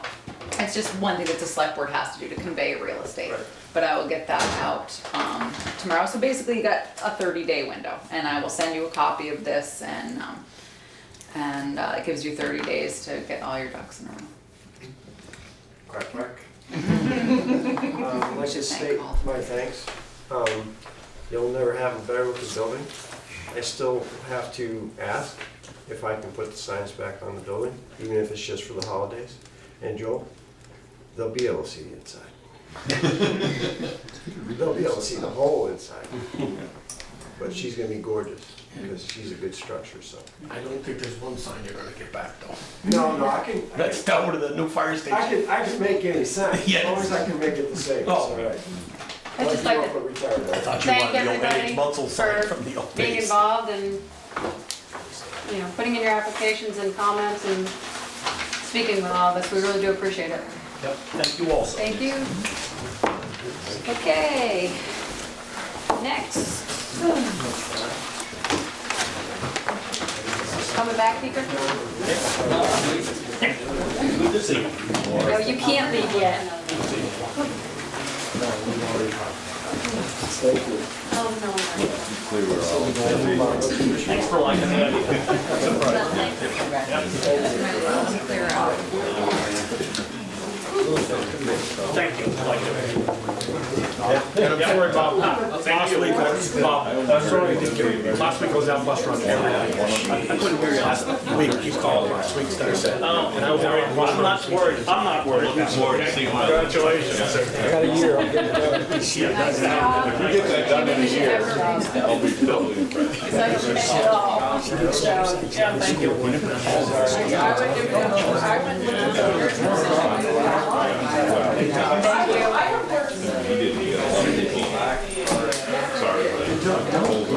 Oh, you are welcome. Welcome to the neighborhood. They'd be proud of you. You have to have an open house, Bill. Okay. She did.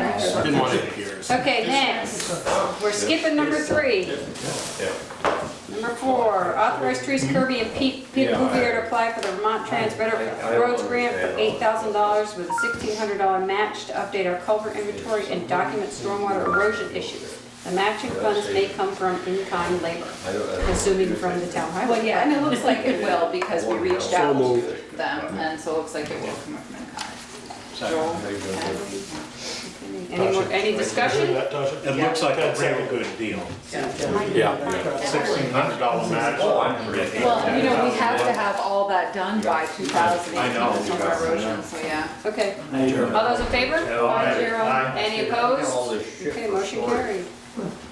Okay, resolution for downtown transportation fund grant, necessary for downtown grant to assist with sidewalk and lighting project on Main Street. I take it this is the stamping and all that. Yes, we already have talked about this. This is just that we actually have to sign a resolution. You can stay. Where's my car? Oh. Behind the funeral parlor. Did you leave the keys in it? Yours is out by the, Okay, Do we just need to sign, you need a motion, or we've already done that? You do need a motion to sign the resolution. Somebody want to make a motion that we can sign the resolution for downtown transportation fund grant? So moved. A second. Any discussion? All those in favor? Aye. Any opposed? Okay, motion carried.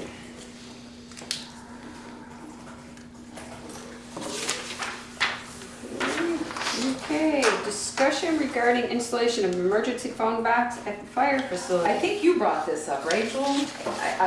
Somebody brought this Yeah. up. Who was You that? did? I'm like, somebody brought this up. I couldn't remember. I apologize. It was Speaker. So. It's probably not a bad idea. We had one at the outside of this building, and then when the police moved, they took it with them.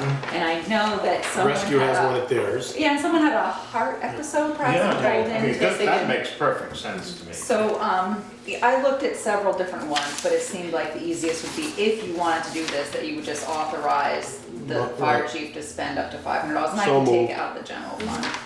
Any idea what these things characteristically cost? Yes, I looked at a couple, so they're $295, $300. Okay, so we're not $400. shortchanging No, ourselves. no, by I was doing it. only gonna go for 300, and she was gonna make, cut us And you off. said Wakefield Telecom covers because that's a 911 Yep, and phone we line, already so had they the don't have line to in pay it, a and phone they, charge every month. and they said they'd install it for free. So there's no annual or monthly fee No. once it's in?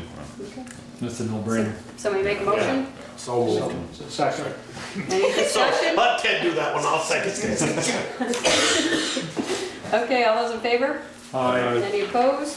Okay, motion carried. Approved minutes of February 13th. They're in that box probably out there, and I didn't look at them. I thought I saw one. Pretty sure I mailed them to you. Yeah, I mailed them to you.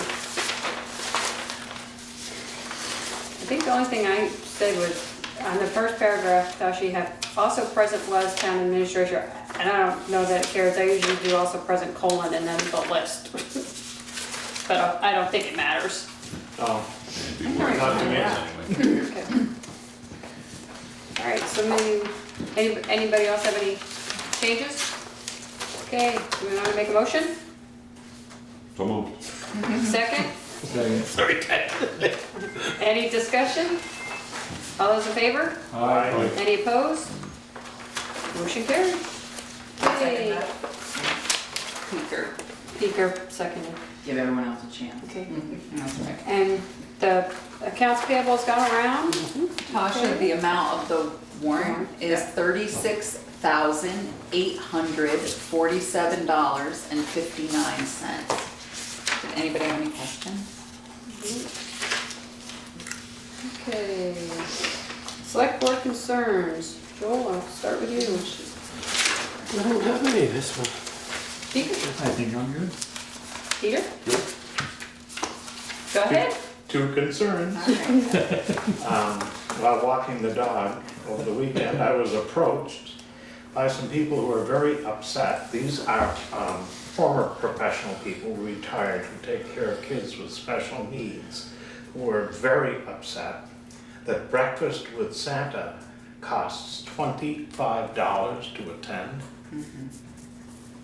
That's discriminatory. These poor kids, you know, they want to have breakfast with Santa. They're feeling like they're being left out because of the cost. Well, they could, you can contact the recreation department because they do scholarships. Evidently, that is not really widely known because these people, and as I said, they're retired teachers, were not aware that there was any offer at all to cover that expense. Do you know if they called and asked? I have no idea. Yeah. The same is also true of the daughter-mother dance. The father-daughter. Or they said daughter-mother. Oh, there's a father, there's a mother-son. Yeah. Mother-son, okay. That's coming up. This Yeah, that's Yeah, all right. coming, yeah. Another $25 for that. That's confiscatory as far as I'm concerned. That's just way too much. Well, And that should be rolled back. Well, I don't know what it costs to put that on. I was gonna say, I worked the Santa Claus, the Breakfast with Santa this year, and there's a lot that goes into it. Yes, they get a lot of donations, but there's things that they don't, obviously get donated, and if you look at, you know, they're certainly expected in the budget, when you work on the budget, for them to raise certain money through programming, and that is one of their, you know, well-attended, they've done so much work now. I believe they have 3 seatings now at Breakfast with Santa. But I will speak with Darla because, but I'm quite certain that if they had actually called the rec department and explained their situation, I believe that there's still scholarship money available for some of these tickets. Rather than having these people voluntarily do it, I think it should be advertised. Okay, I can talk to her and see how much money she has for that.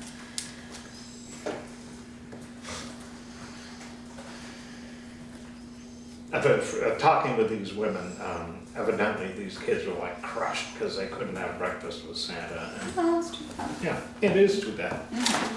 The only other thing I have, I don't know who else has had this experience, but if you use the National Bank of Middlebury outside and you conduct your business and then pull out into the alleyway that goes between the National Bank of Middlebury and the Rockwood Block, at least a dozen times a year, everybody screeches to a halt because you can't see around the building to see who's coming.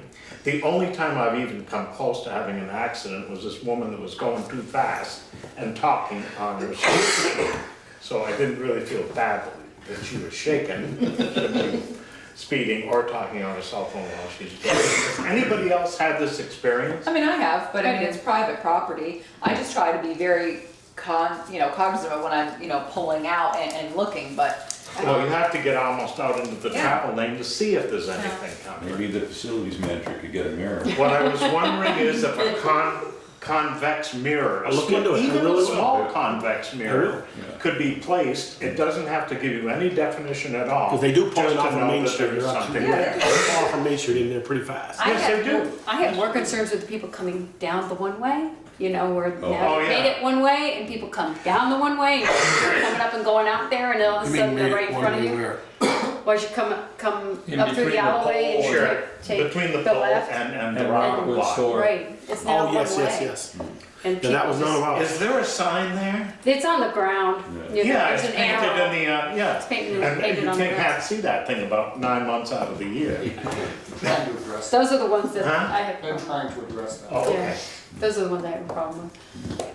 But Okay. Anyway, is that a possibility to put a I convex will- mirror up there? I think you You ought to have have to the town talk to the National administrator. Bank of Middlebury. Town or- administrator ought to send, No, she's not a private That's a private property. no, I'll take, Unfortunately. you're absolutely right. Well, you should understand that it's private property, but it's a public highway. I was wondering about I that. have to feel where I'm gonna mount that. We don't I'll own bet, lot. I'll bet That's right. Paul and Sherry wouldn't mind if you put I'll check with Paul and just a Sherry. small convex mirror, just enough to see if there's something coming. Okay, I will. The only thing I have, did you hear anything about the dog stuff last week? Or the last time we were here? Oh, yeah, sure. I spoke to Todd Baldwin, sorry, I was like, and he was going to be financially unable to purchase the, for another 30 days. So, but he was, apparently those are also someone else's dogs named Wendell, so that came out in the phone conversation. He was splitting the cost with them, but he was going to, it was gonna take him 30 days longer till he had the money to purchase the equipment. Wendell was gonna share it with him. He has since gotten rid of at least 3 dogs. I was gonna say, I went by the other day and there were no dogs on the south side of the driveway. Yeah, Those kennels were all empty. He had They're given probably away all at least 3. No, and he was very upset, so he had given away 3 at 3 at that point and was considering giving away more, so, Okay. So at least he's working on it. yes. Okay, that's all I have. Administrator's report. So I have, I don't know why there's such a delay, Sullivan and Powers, considering they already did the audit, the scope of service letter, they asked me about it when they came, and I said, well, you give me the letter, I'll get the board to sign it. It's the same language that you sign every year, and the current fee is, $18,800, and if you needed a single audit, which we didn't, it was gonna be $5,000, but these are the general, this is the document. They just finally sent it today, along with the draft audit, so. I was gonna say, this is for work they've already done. Yes. That we're now signing off on, Yeah. because we're already gonna get billed for it. Yeah, the KTP grant, the deferred If we don't agreement. sign off on it, we have to pay Do we it. only need Yeah. 3 of us to sign it? No, just if someone's gonna have to sign next to each other, I don't know why they did that. Sign it, Tiger. Signing KTP grant, the deferred agreement, we talked about it on December 19th, about that $325,000 loan. We've gone back and forth, back and forth, back and forth between legal language, but I finally signed that today. Deb Cosart for the dental office on the park. She has been very patient, and she's wondering if she could reserve 4 parking spaces Tuesday through Friday from 8 a.m. to 5 p.m. just during the construction of Bristol co-housing. She'd get some laminated signs to put there on 4 poles. I have reached out to Stewart Construction. They were great about trying to get their subcontractors, leaving them some parking, but it just, it hasn't, it's just not consistent. So some days she has absolutely no parking, and then they don't. And originally I had told her no, because it was public parking, but she has a good point. If she has older clients, and it becomes a, pain for They them. have access to the parking lot Yes. by the No. church? More Baptist church took it No. away. Really? No, The they Baptist don't. church owns it. I Yeah. see people parking there. I know, Yeah. but Why not. not approach the Baptist church and see if they can use that for a while? She may have, I'm not sure, because we had a conversation about that. I mean- But she's right, when you pull in, I said, why don't they park on the opposite side where all the employees park, the town employees, and then they'd free up more in the back, and they started for a couple days and then they stopped, so. Because they're too lazy to walk that far? The Bristol Co-Housing Builders, it's Yeah. probably just more convenient for them to just cross the Carry a lot of stuff out of their trucks and into the building and The the different back ones yard come at again. different times, Yeah. Right, so she's just asking if I- 4 days a week, if she could reserve 4 spaces. I Not said that I would anybody's do it. gonna listen to it. No, good. Now, if they want to, Cone them off or something, yeah. Okay? No. if they want to eliminate some signs 4 days a week, it runs out when construction is done. Okay, Kevin. Speaking of parking ordinance, you have the authority to designate short-term parking there for them. And we're not talking about the new ordinance, the old ordinance. You can actually establish an order for, I think the ordinance allows you to do it up to 3 months, to restrict or allow parking in a certain place. So you could make an order tonight to allow parking in a designated spot for customers for a specified time, and if there's a violation, we can address it. If they're I'm allowed, not sure if people if need to they're get allowed- tickets if they're, I didn't say ticket, I said address it. right, well, I make a motion that we allow for the next 3 months, Kevin? You said 3 months? We can- Well, you can do it for up to 3 months, I don't know Up how to long you need this, but. 3 months It would or give us the when the ability to construction do at something if it's co-housing ends. okay, or construct, well, 3 months would be the max, okay. Right, they'd have to come back and, For 4 spaces, Tuesday through Friday, 8 AM to 5 PM. Yeah. She installs the laminated signs it's herself. all on her. Her post, her laminate, her everything. I'll second that. Yeah. Any more discussion? All those in favor? Aye. Any opposed? Okay, motion carried. Craig Scribner wants to, he had to replace their printer, so he has some toner, and he came in to ask me if he could give it away, and I said, it's town property, we can't give anything away till you get board permission.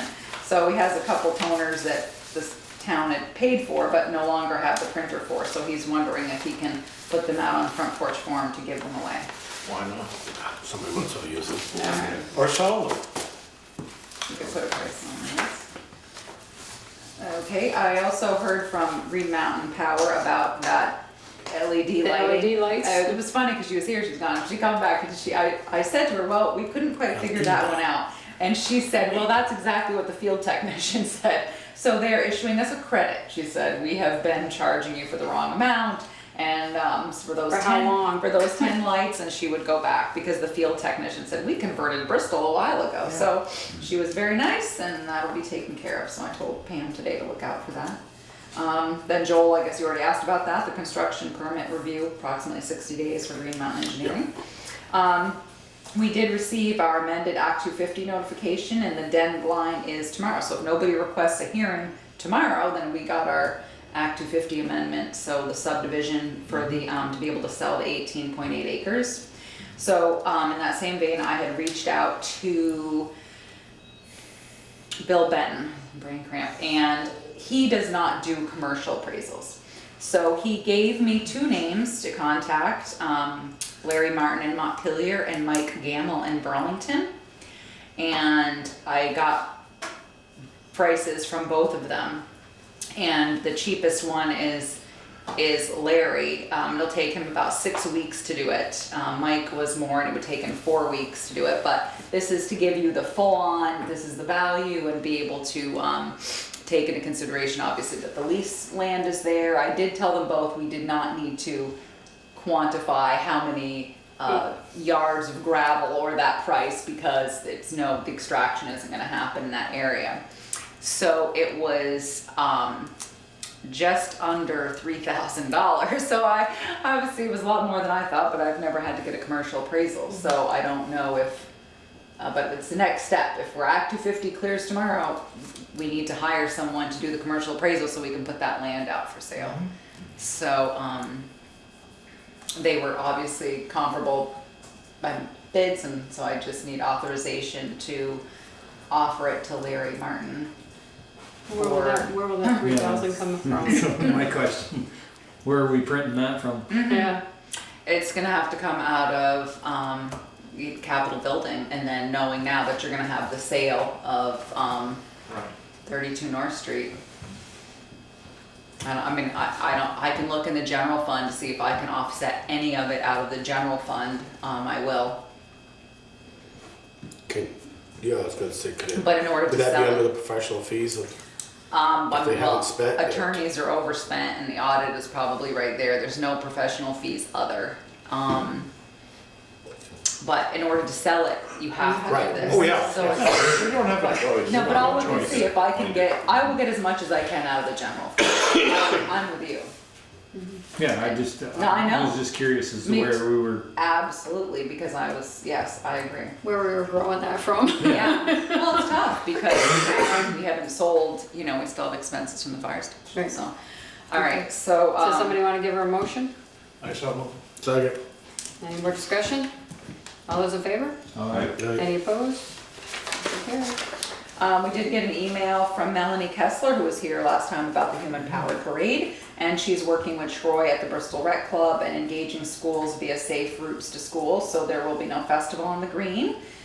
Maybe a small, quote-unquote, quick parade, just some bicycles, but she was gonna reach out to the police chief if she was going to do that. That was too expensive, huh? That was, it was a big undertaking, Yeah. as much as she For the was first excited Very about short it. time to accomplish it. Yeah, exactly. And that's it for me. Okay. Alright, so we will need to go into executive session to discuss the appointment, employment, or evaluation of public employees, 3 public employees. Somebody want to make that motion? Jimmy, I mean. Thank you. Jimmy, hold up. Okay, all those in favor? Aye. Any opposed? Kevin, we're gonna have you sent out for a couple minutes. second. We gotta discuss something Yeah, I first. Okay. think And then first I gotta go to the bathroom.